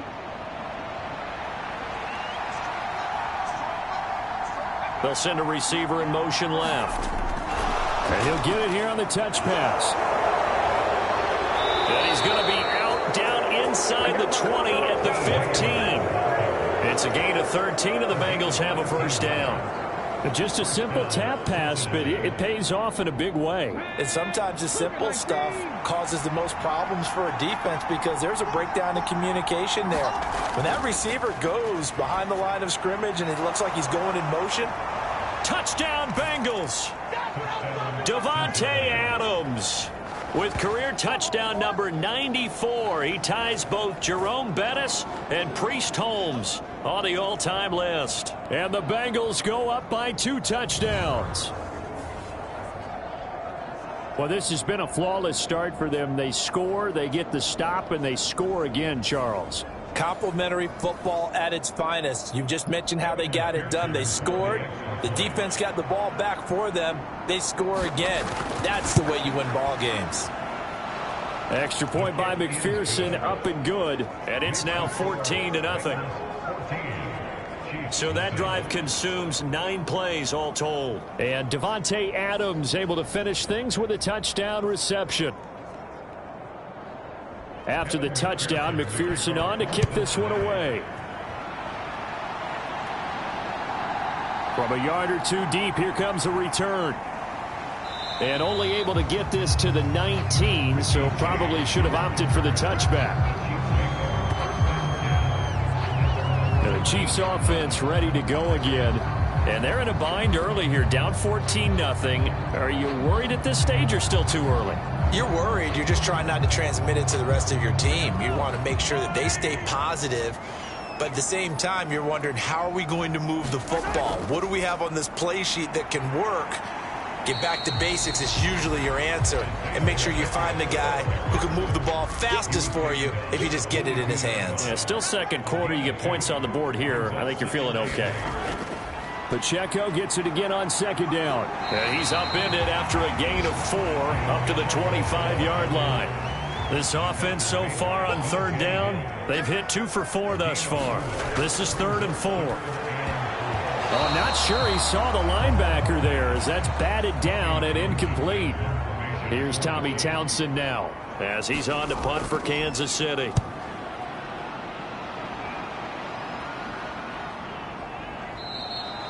A 40-yard punt, 1 yard on the return, and the Bengals will take over here 1st and 10. Here he is, the man taking the snaps under center, heading out for the next possession. And he's been good. 2 first-half touchdown passes, no interceptions so far. Does a lot for your confidence, does a great deal for your team, gives them a lead, and they're feeling really good about how they're playing. I think he expects to throw at least another one. I was going to say, now he wants the first-half hat trick, doesn't he? Oh, without a doubt. Go ahead and fling him on the field, folks. He wants that type of celebration.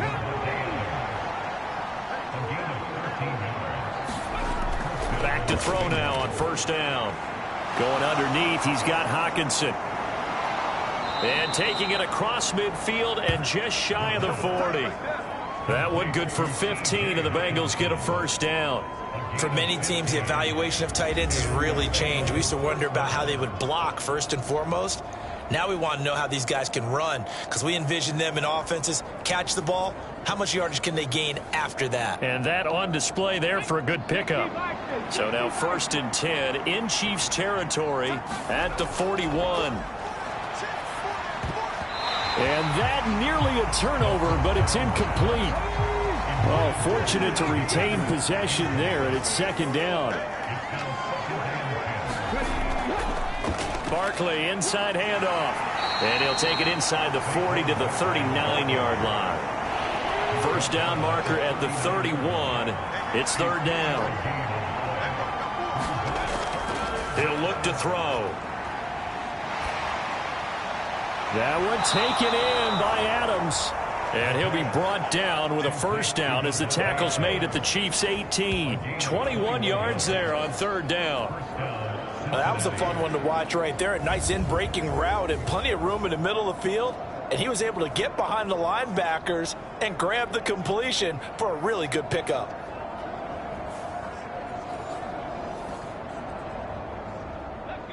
So from inside the 20, here's 1st and 10 at the 18.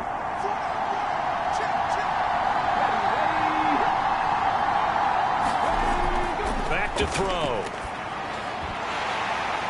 Into heavy traffic, and it's intercepted. Mike Edwards picks it off. And the Chiefs are going to get it back here just shy of the 20.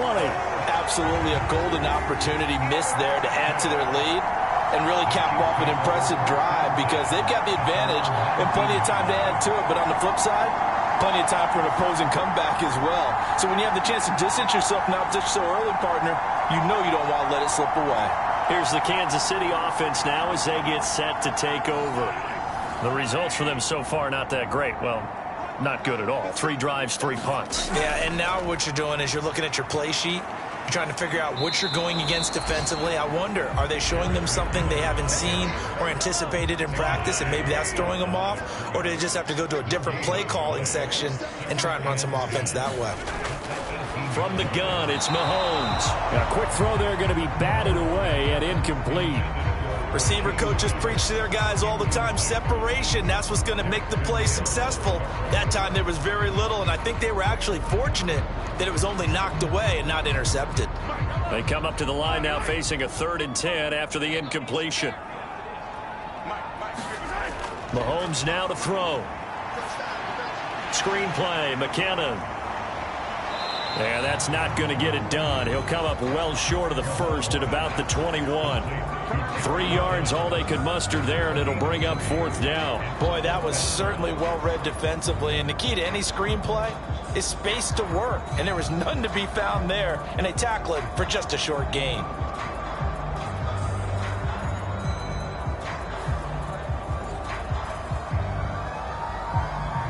Here's the Chiefs punter now, as he'll punt it away for the 4th time today. He'll send this one into the Midwestern air, and it's a good one. Dances by him. Call that a 46-yard punt with a net of 40 on the 6-yard return. And the Bengals take over 1st and 10.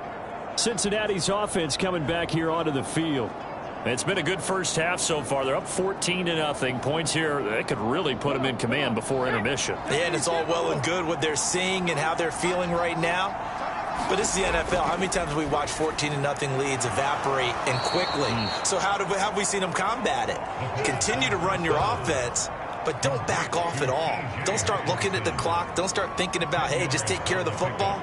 Keep attacking. Usually the best way to maintain control. A good passing down here, and they send 3 receivers to the right of the formation on 2nd down. A handoff, Barkley running left.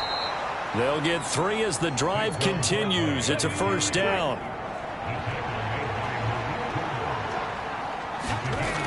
He'll drop to throw. He's across midfield. And finally marked down at the 42-yard line.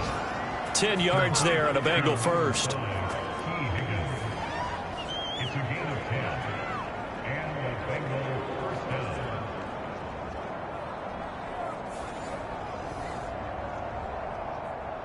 Ready, set.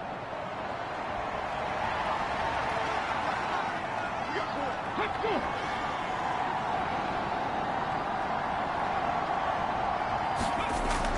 On 1st down, he'll drop to throw. Short throw to Smith. And he's taken down inside the 30. 12 more yards there and another 1st down.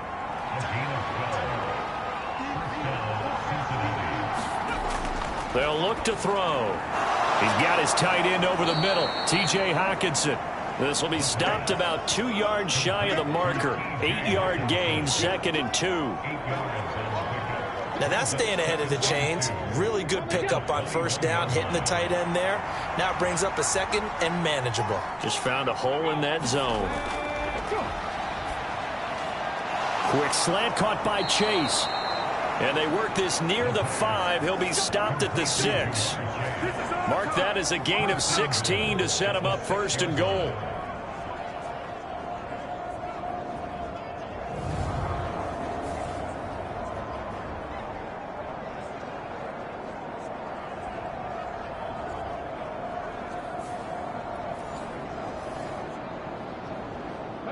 They don't need to run another play here before the 2-minute warning. Let's see if they do it anyway. They'll try and run for it with Barkley. And he will take it on in for a Bengals touchdown. Saquon Barkley, his 11th rushing touchdown on the year. And the Bengals have moved out in front by 3 touchdowns. Well, I don't think that we're ready yet to say the route is on, but they have certainly looked near flawless here in this first half, and now an extra point away from making it 21-0. Yeah, and your experience led you to say that because we have both seen those 21-0 leads come and go in this league, but this one feels pretty darn secure. And here's the other part. Even when people chip away at it, it forces you into being almost perfect on the other side, doesn't it, in order to try and mount a comeback. Extra point by McPherson, up and good, and it's now 21-0. So that drives 7 plays in length, and it's capped off by a touchdown run from Saquon Barkley. After the touchdown, McPherson on to kick this one away.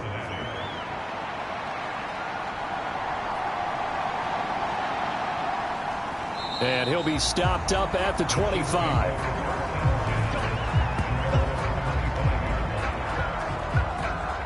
And out come the Chiefs now. Well, CD, you kind of feel like they're in a bit of a danger zone right here because now you're down 3 scores, and I know we're in the first half, but the way this offense hasn't been able to generate anything, you feel like they probably need to get something going on this drive, right? Yeah, and sometimes I overuse if this is an important possession. But I think this has to be the possession where they come up with an answer because only a few teams in league history have ever come back from a 4-score deficit. And if they don't score here, that's what they could be facing the next time they get the ball. Ball at the 24 and a 2nd and 11. Now here's Mahomes. Throwing the out route here, and it's complete to Kelsey. And he gets this one just shy of the 40. They'll mark him down at the 39. Throwing over the middle, and it's incomplete. Yes, sir. How about an attaboy there on first down? Got his hand in and knocked it away. Here's 2nd and 10.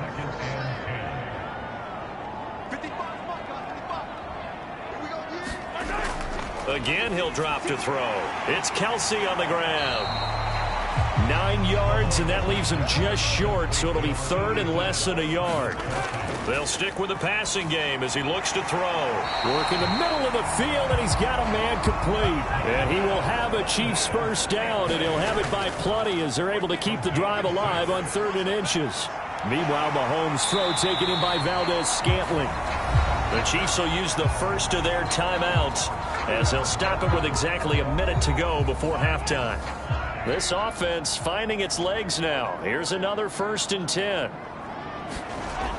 Working from the gun, Mahomes. Oh, he dropped it. And that's pretty indicative of the way this one's gone. Well, the incompletion, yes, but maybe here not the worst thing in the world? No, not on 1st and 10. Actually gives them a chance to regroup, relax just a little bit. They huddle up, talk it over.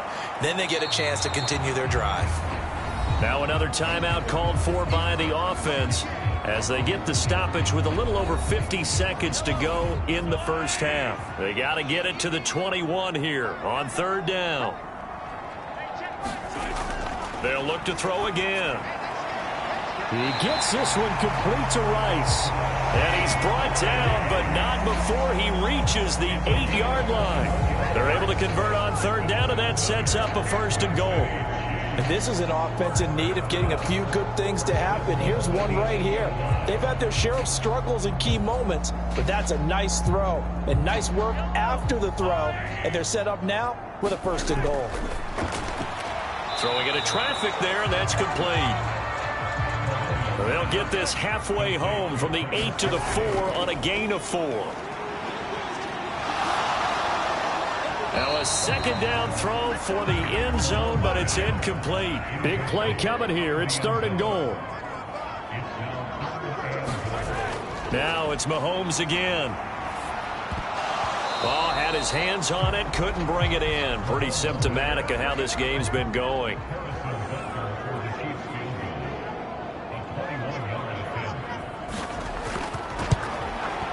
Butker's kick here is good, and the deficit drops now from 21 down to 18.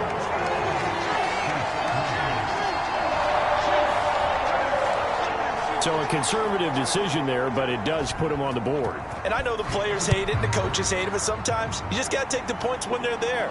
Sometimes a field goal is pretty darn good. And makes it across the 20 as his guys will set up shop at the 23-yard line.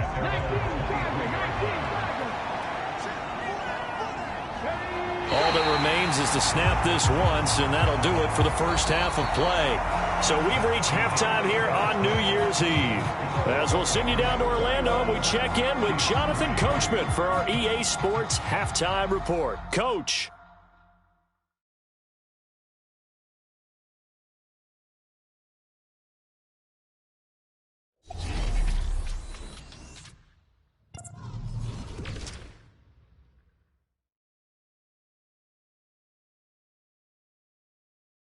We'll start up in the Pacific Northwest at Lumen Field in Seattle. And it's the Steelers who are out in front. From there, we'll make the trip down to Indianapolis to check on the Colts at home at Lucas Oil Stadium. And things didn't go so well as it was the visiting Raiders who come in and grab the victory. Josh Jacobs, a touchdown run in the victory. Lastly, let's get to the Windy City, see what's happening with the Bears at home at Soldier Field. And it was the visiting Atlanta Falcons who come in and get the victory. Bijan Robinson, a touchdown run in the victory. Here, it was the always dangerous Saquon Barkley with the impressive first half. He wound up finding the end zone on a touchdown run to help give his guys the advantage here at the break. All right, Coach, thank you, and we welcome everyone back for quarter number 3. The Bengals set to receive. They have the lead and the football to begin quarter number 3. And ultimately cannot get this out to the 25-yard line as he's dropped at the 23. The Bengal offense ready to go to begin this third quarter.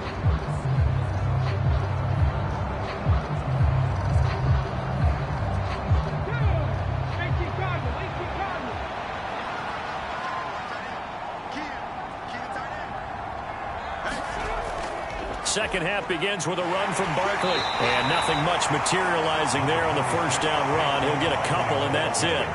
Second down and 8. They'll drop to throw. It's just a gain of a couple there on the scramble, and now it's third down.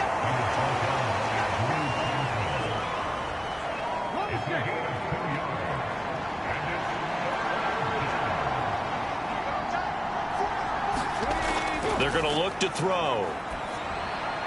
Pass taken in by his big tight end, and he'll be out of bounds right at the 40. Fifth catch of the afternoon, and that gives him a first down.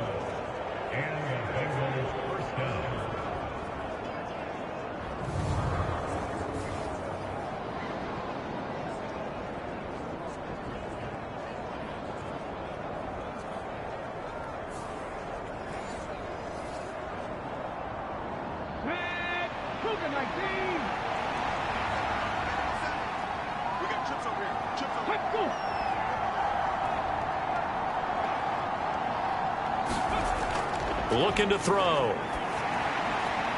He hits Adams complete. And he's brought down.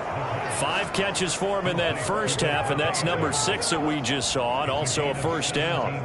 If you're going to blitz, likely going to leave you in man coverage with this guy, and that is less than ideal. It is, because just about any offense that has an elite receiver, if you blitz and have him in man coverage, you're going to him, even if he has an elite defender on him, because he usually knows where the ball is before the defender does.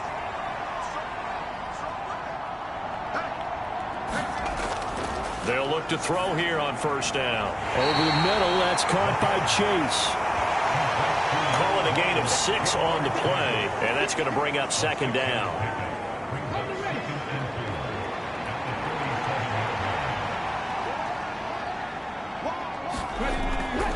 Here's a give to Barkley. And he got half of what he needed there, 2 yards, and it'll bring up a third and 2 more. He'll look to throw. And that's going to be incomplete. The coverage too good there. The contact popped the ball free, and it's fourth down. Oftentimes when you're losing a game and the team's still throwing with this kind of a lead, you start playing a little more physically. And they took that opportunity right there to be extremely physical and force that incompletion. McPherson's kick is good. And the lead up to 3 touchdowns now. It's 24-3.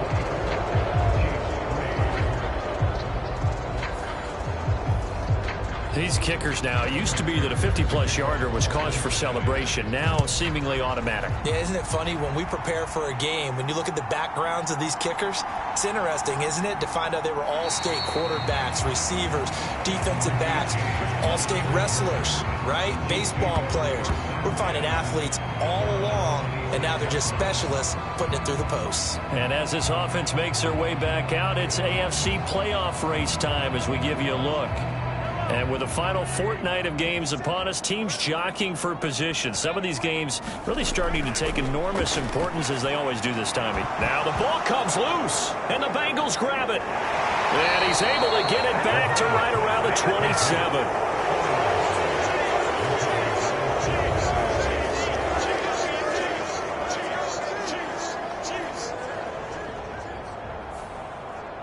Cincinnati now ready to take the field.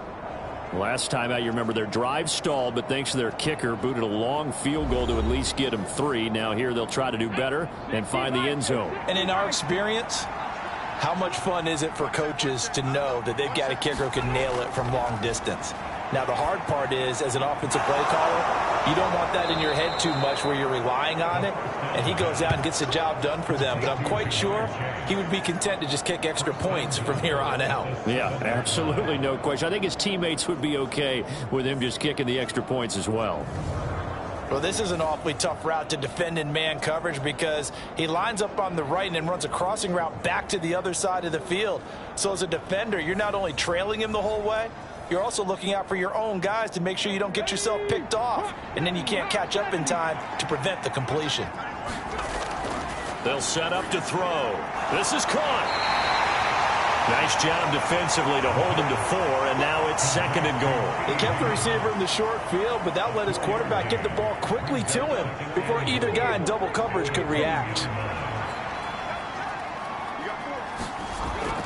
They hand off to their big tight end, and he takes it into the end zone. Touchdown, Bengals. Drew Sample, his first touchdown on the year. And the Bengals are able to capitalize on the forced fumble by turning it into 6 points. So they're able to capitalize there on the short field, and that might prove to be the score that turns out the lights. The party's over. Oh, sorry about that. That's an old reference there, folks. But, yeah, they've been the better of the two teams by far, and that's great complimentary football right there. Defense gets the turnover, sets up the short field, and the offense goes right out and scores to open up a pretty sizable lead. Extra point by McPherson, up and good, and that'll increase their lead to 28.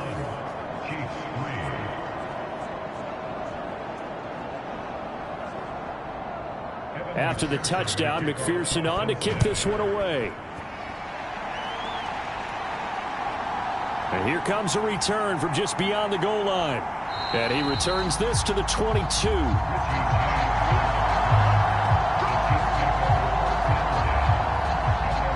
And Kansas City's offense now set and ready to go. And we haven't exactly been treated to a nail-biter in this one, CD. And if they cannot score here, this one's pretty much all but over. Are you saying that you feel like people are starting to think about getting out of here, maybe beating the traffic in order to get home or to their final destination? Yeah, I don't think there's a whole lot of reason to hang around, especially if they can't score here. Yeah, you're right about that, because it has been pretty clear who the better team has been in this one. And in a league that we talk about every game being a one-score game as we go into it. Oh, he tried to fit it in on the slant, and it's intercepted. Picked off by Mike Hilton, and he brings it back to right around the 26-yard line. That throw, Charles, over the middle of the field, and a few too many bodies in there got picked. That's a normal situation, too, isn't it? No matter how hard you try and spread the field sometimes, there's always going to be a traffic jam, it feels like, towards the middle. And if there's any type of a missed throw, or maybe the ball's tipped, or just too many bodies in the area, an interception can result. So 1st and 10, and if they score on this drive, might have to start digging into our second-half blowout material. They'll try and start this drive in the air. He's going to have the hook up here to Chase. They get him to the ground right on the cusp of the red zone after a pickup of 5 or 6.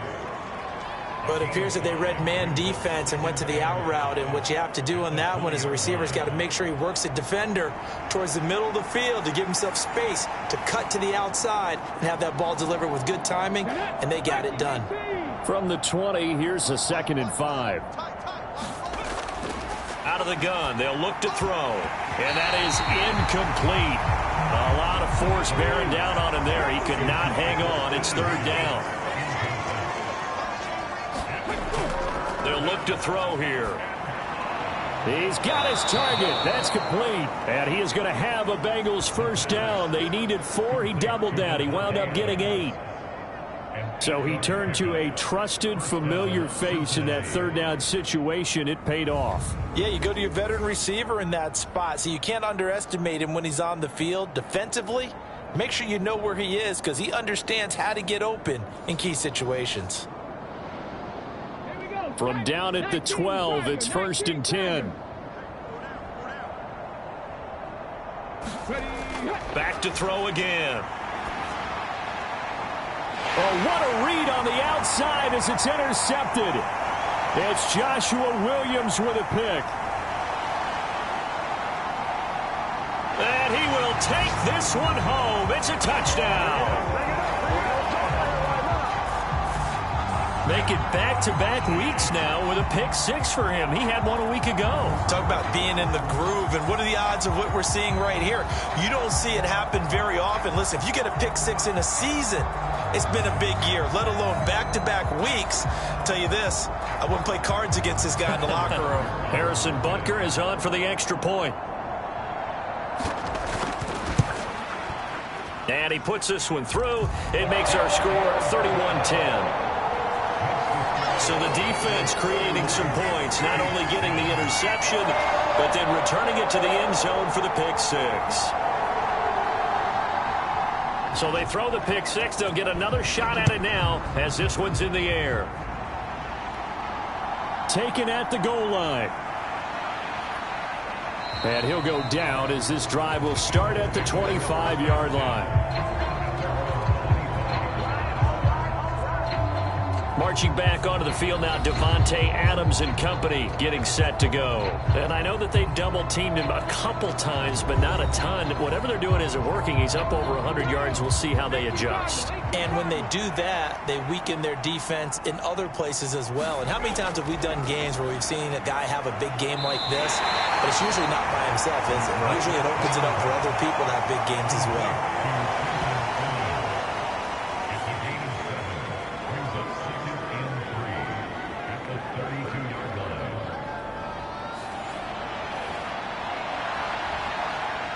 They'll operate from the 32-yard line here, 2nd and 3. Now back to throw. It's caught here by Adams. And able to get this one across the 45 before he's brought down. 8th catch for him now. He's been a big factor. And it's a first down.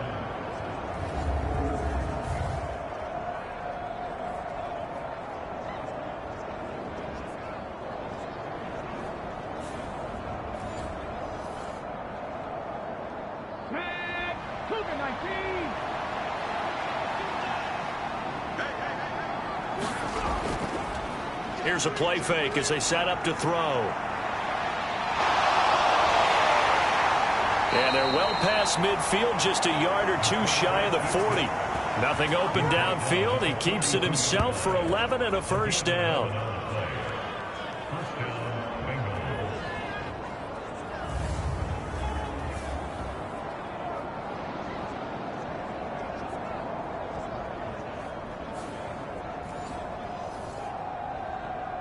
Let's go now. Let's be Lions.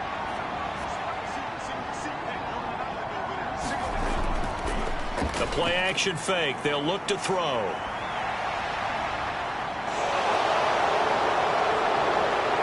And down to the 20 he'll go before heading out of bounds.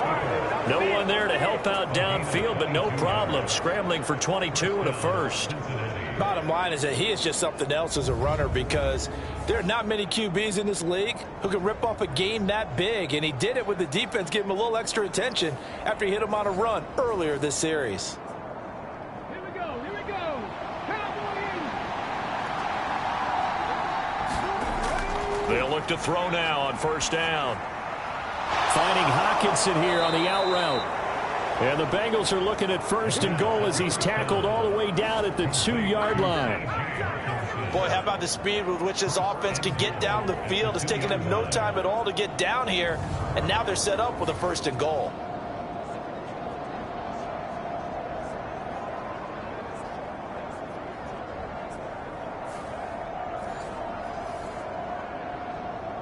Two big plays in succession. Not sure this D knows what hit him, but now they got to get ready. It's 1st and goal.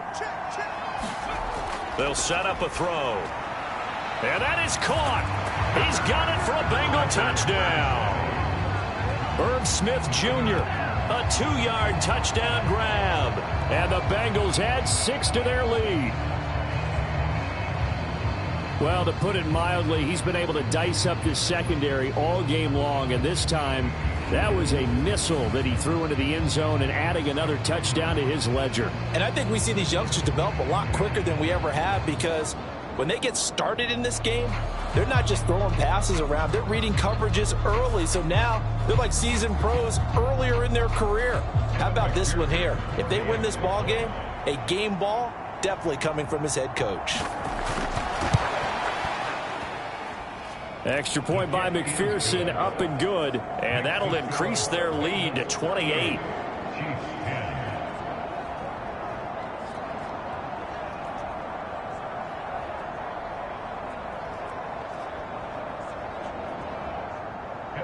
After the touchdown, McPherson on to kick this one away.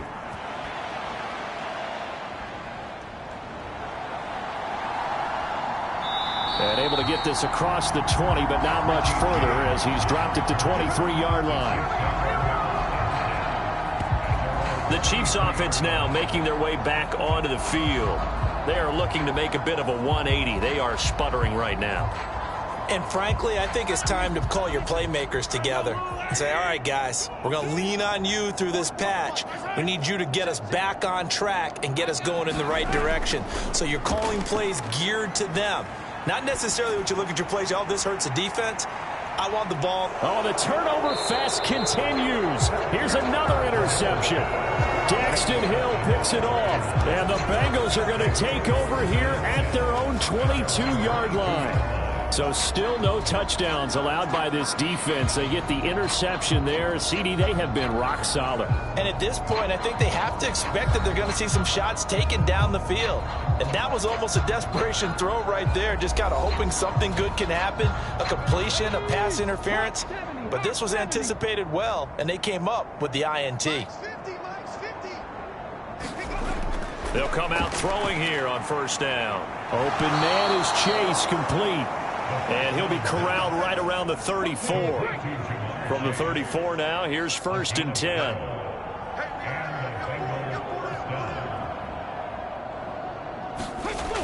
Back to throw here. And he's going to have to eat this one as down he goes. The sack recorded. It's a loss of 5, and now it's second down. You know, on these types of plays, we're always looking to assess blame. Okay, where did it break down? Sometimes it's just a great play.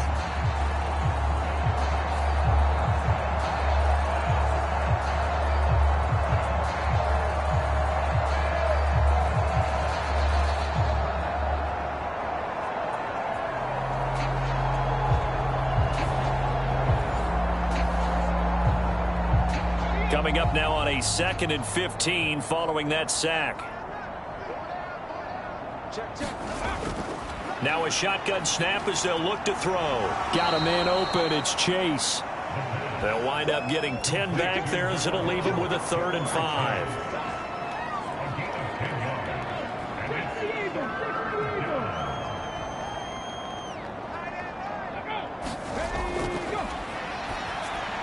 They'll set up the screen to Barkley. And it's not going to be enough here. A gain of 4, about 2 feet short of the marker. 4th down. Yeah, on 3rd down, you know those pass rushers, they're in the starter's block. They're just waiting for the pistol to fire. You can almost hear the defensive coaches on the sideline pre-snap. Watch the screen, watch the screen. Really good job there of identifying it and making the play to force 4th down. The Bengals bring out their punter now. And the way this offense has moved the ball, he hasn't been needed till here in the 3rd. He was only asked to punt once in the victory last week as he sends this one away. Oh, and what a play on special teams here. This is going to be down inside the 5, all the way down at the 2-yard line. And he's got to be fired up about that effort. I don't think he could have walked down and placed it any better than where he ended up putting the football. That was excellent. KC's offense ready to take over. Well, this has been a tough one for them, Charles. They've struggled really on both sides of the football. And one thing that's really plagued them, the turnovers. They've had issues keeping the football in their possession. And every game that's ever been played, all coaches talk about taking care of the football and limiting turnovers. And in this one, after we saw that first turnover, we worried that things would snowball, and it certainly did, especially on the scoreboard. And he's going to get this from the 6 out to the 12. A pickup of 6 as they double their workspace. So they'll get a little extra time to come up with his 3rd down play as we've played 3 quarters. We'll return with more after this. This is the NFL, and it's on EA Sports. Let's go defense. Let's go defense. Mahomes looks to throw on 3rd down. Pass incomplete, but the flag in the backfield, and this might be a roughing call.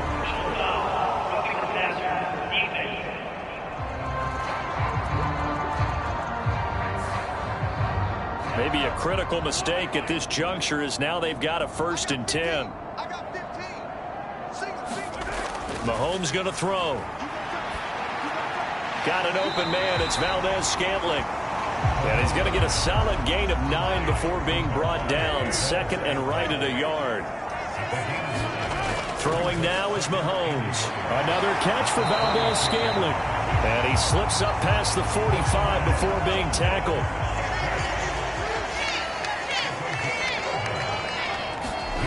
And again, it's Mahomes. And Mahomes misfires again, and it's intercepted. It's DJ Turner who's got it. And he will bring it back. It's a pick six for a Bengals TD. Now you start to feel sorry now for the young man throwing the football. This is really turning into a disaster. Listen, it's baptism. All right, this is almost a rite of passage. This young in the league, go back and find a Hall of Fame quarterback and check their records for their first 2 years, especially if they started the bulk of the games. I'll bet you'll find double-digit interceptions on just about every one of them. They have to learn as they go along. McPherson now for the extra point.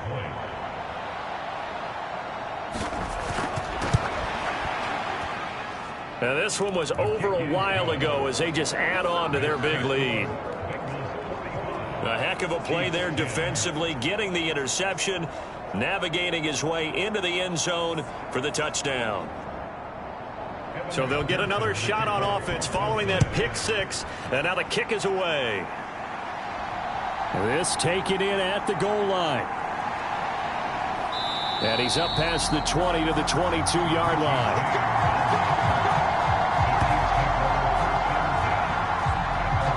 Now the Chiefs offensive unit ready to do battle again. Their mini two-game win streak appears it might be going by the wayside unless they can pull a rabbit out of their hat. Mahomes will lead the Chiefs up 1st and 10 at their own 22. After the pick six, they go right back to the air. Complete, the tight end Kelsey. Will go down as a gain of 6, and it'll be 2nd down. Here's Mahomes to throw.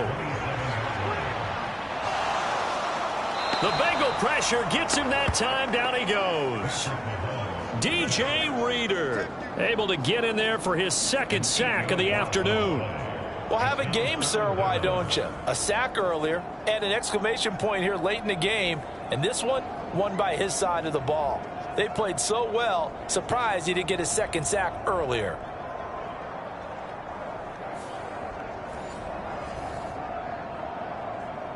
After the sack, things get a little tougher here. 3rd and long for Mahomes and the Chiefs. He'll look to throw. A dump down to McKinnon. And able to get this across the 20 before going out of bounds. All right, they're going to try and keep hope alive here on 4th down. They're going for it. Now Mahomes got to have this one. And it's incomplete. They cannot convert, and they turn it over. Andy Reid went for it, but it won't pan out. And the Bengals are going to get it back in terrific field position. Well, that's another mistake there on the drop pass on 4th, and we've seen them do things like this all game. It's not hard to figure out why they're down by that deficit. They haven't made plays that are going to keep them in the game or win the game all game long. That's another example right there. It all boils down at the end of it to execution. Either you make the play or you don't.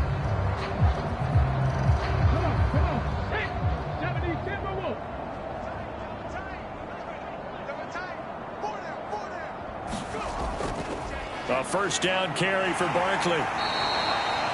5 yards is the tally on 1st down. That brings up 2nd and 5. And that's exactly what you want on a 1st down run. Pick up 5 yards, bring up 2nd and 5. The defensive line, though, they've got to figure out a way to out-leverage the guys up front because the offensive line is winning at the point of attack. And he's dropped just before the line to gain. 4-yard pickup leaves him with 3rd and 1.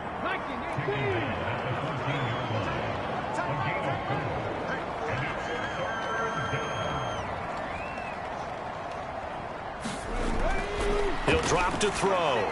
Able to find the open man. That's complete. And the Bengals are going to have a 1st and goal coming up as they find a way to convert there on 3rd and 1.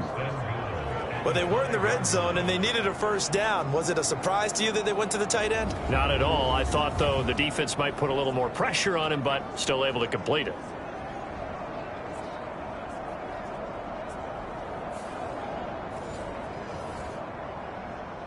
Ready? Panther 60. Panther 60. Hey, tight end's right. Watch tight end. They'll look to throw. Touchdown! Davante Adams with his second touchdown of the afternoon. And the Bengals are closing in on that 16-0 record as they add on to their lead.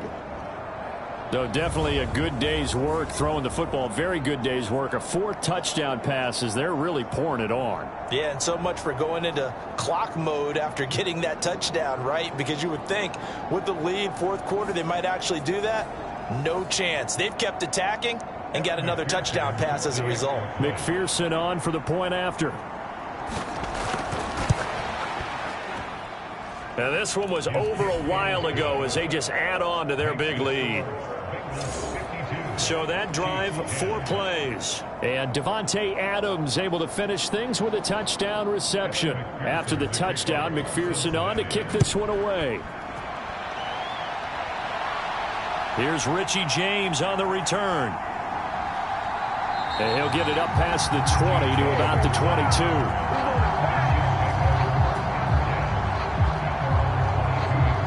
The Chiefs offense set to go.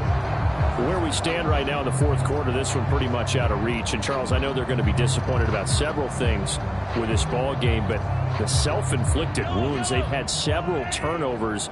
You would have to think that's going to be something they're going to discuss heavily in the film session in the coming days. You're absolutely right about that, partner, because they're going to have to sit in that film room and watch every error that they made and figure out how to not do it in the future. And mentally, I think a lot of the guys are already starting to think about, okay, how do we put this behind us and get better for the next time out? This, they'll use as motivation for the rest of the time that they play to hopefully never be in this type of situation again. Mahomes now on 1st down. A dump down to McKinnon. And the result here, a pickup of 8. Leaves him with 2 to go on 2nd down.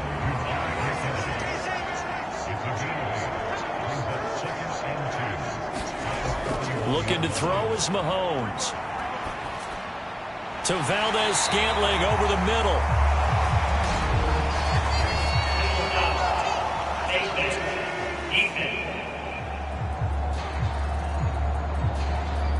So it was already a gain on the completion, but tack on some more with that penalty. Absolutely. No matter what angle you're making a tackle from, you can't grab the face mask, and that's just putting your defense on its heels just a little bit more. So a big penalty there on the face mask leads to 1st and 10. Mahomes now to throw. That ball caught. It's Rice. And inside the 20 before he's brought down. 17 more yards on that one as they keep the drive rolling. Now, this is certainly one of the bigger losses that we are going to see for quite some time. And you have to think at this point where we're at in the 4th quarter with how wide this advantage is. For this offense, they're just trying to end things with a positive drive and then get the heck out of here. Yeah, if this had been a concert, you would have heard plenty of sour notes in this one. But they certainly don't want to end it on one. They want to put together a few more throws like that and at least have a final drive to give them a little bit more hope as they move forward. And his throw here is incomplete. Now it's 2nd and 10.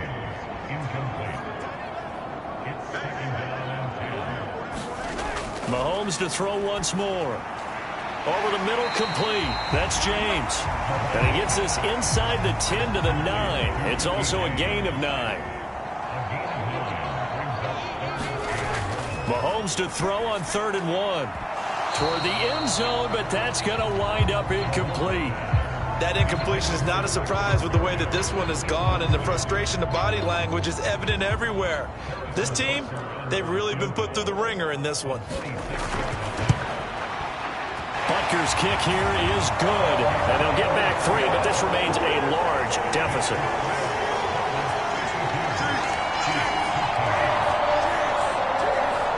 So it was 4th down and 1 in the red zone, but they elect to take just the 3. And I'm a little bit surprised that that's exactly what they decided to do. I kind of thought that they would go for it in that situation. But sometimes I'm sure you just think to yourself, take the 3 points, put them in your pocket, and move on. And he's able to get this across the 20, but not by much, as he's marked down officially at the 21. Now the Cincinnati offense ready to see what they can do here. And they just continue to roll right along, really. This has the looks of yet another victory as they hope to polish it off here in quarter number 4.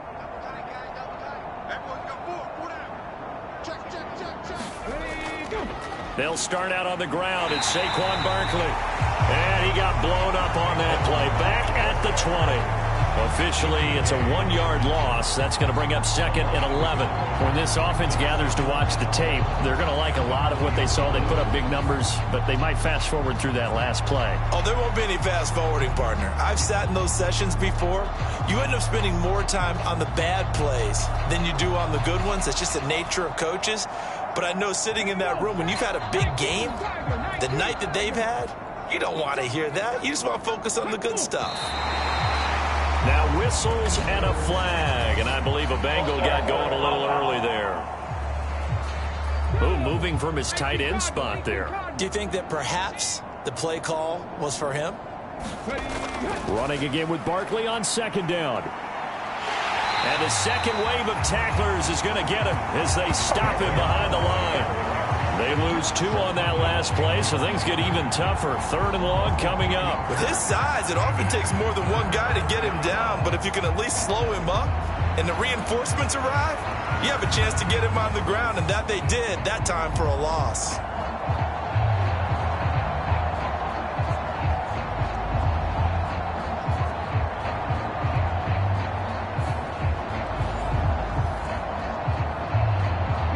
So time to start going in the other direction as they come up now third and long. Again, it's Barkley. Ooh, with a juke. And he'll be brought down right at the 30 here. They'll wind up with 17 on that one, but they're still a bit short here for fourth. A strong run there, and for a team and a coaching staff that says they're consistently striving for a solid running game, they love those plays. Yeah, that one didn't net them a first down. But isn't it the type of play that you write down on your sheet? That worked pretty well. Make sure you come back to it, especially in a key situation. The Bengals bring out their punter now as he'll punt it away for the second time.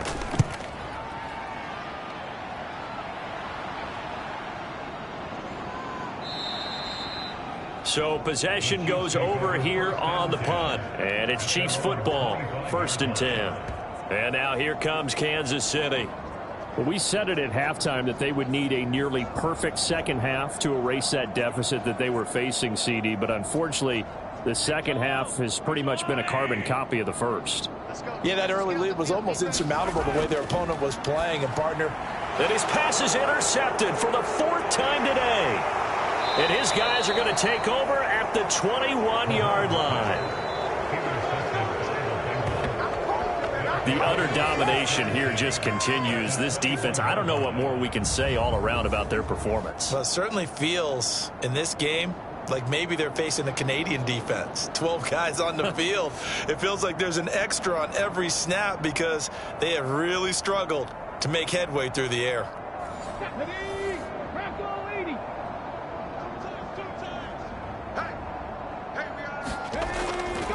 Running left, it's Barkley.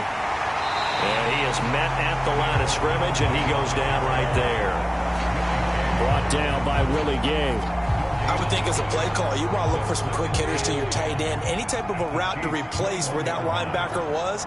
Because when you saw the speed with which he reacted and stuffed that play, maybe use that speed against him in the future. Oh, it's a screen pass. That's complete. And he gets it inside the 10 to the 9. It's a nice pickup at 12 yards, and it gives him a 1st and goal. Just 2 minutes remaining here in the 4th quarter of what has been a one-sided affair. So the Bengals in possession of the football here as we get you reset.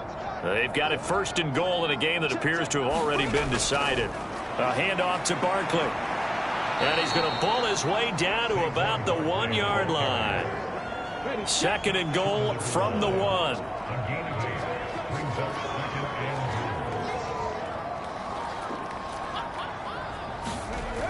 Johnson is into the end zone for a Bengal touchdown. Well, business as usual for them. Well on their way to another victory. riding a serious wave of momentum from what we've seen. And so far, they haven't met their match. So if you're going to play this team in the future, your mission is clear. You better be ready to play and match their firepower.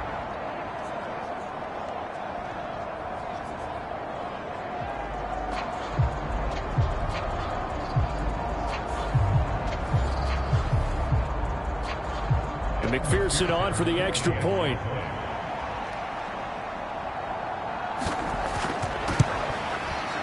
And this one was over a while ago as they just add on to their big lead.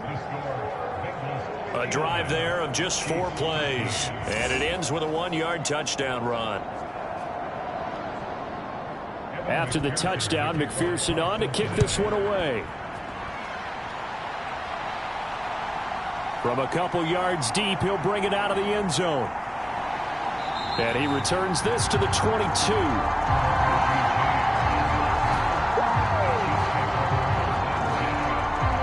Now the Chiefs offense, they get ready to head on the field. Well, CD, it's all window dressing at this point. I mean, the best they can do is end the game with a nice drive to maybe build some momentum to move forward into their next contest. Yeah, and with how lopsided this game has been, even one score might not do a lot of cosmetic good on the scoreboard, partner, because it's just about looking forward at this point. Get a touchdown here, give yourself some positive momentum and reps to focus on when you get back to practice in the next couple of days. Buried by multiple defenders on the drive's first play. But when this game is done, the credit will go to the consistent pressure on the quarterback as a huge cause of this win. Most teams are happy if they get a few of these games per year. You know they're going to watch this tape over and over, try to identify what's working, and keep it going. Yeah, that's good for a gain of 6. And they're going to face an uphill battle here on 3rd and long. Now Mahomes. And that's going to be incomplete. Here's the Chiefs punter now as the drive goes backwards, so he's on to punt it away.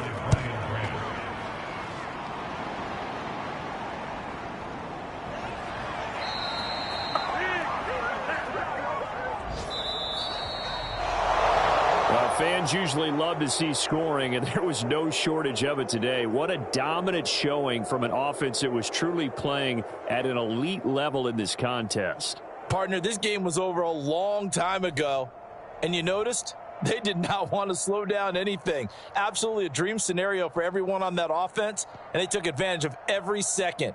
Guaranteed popcorn for everyone in their film session.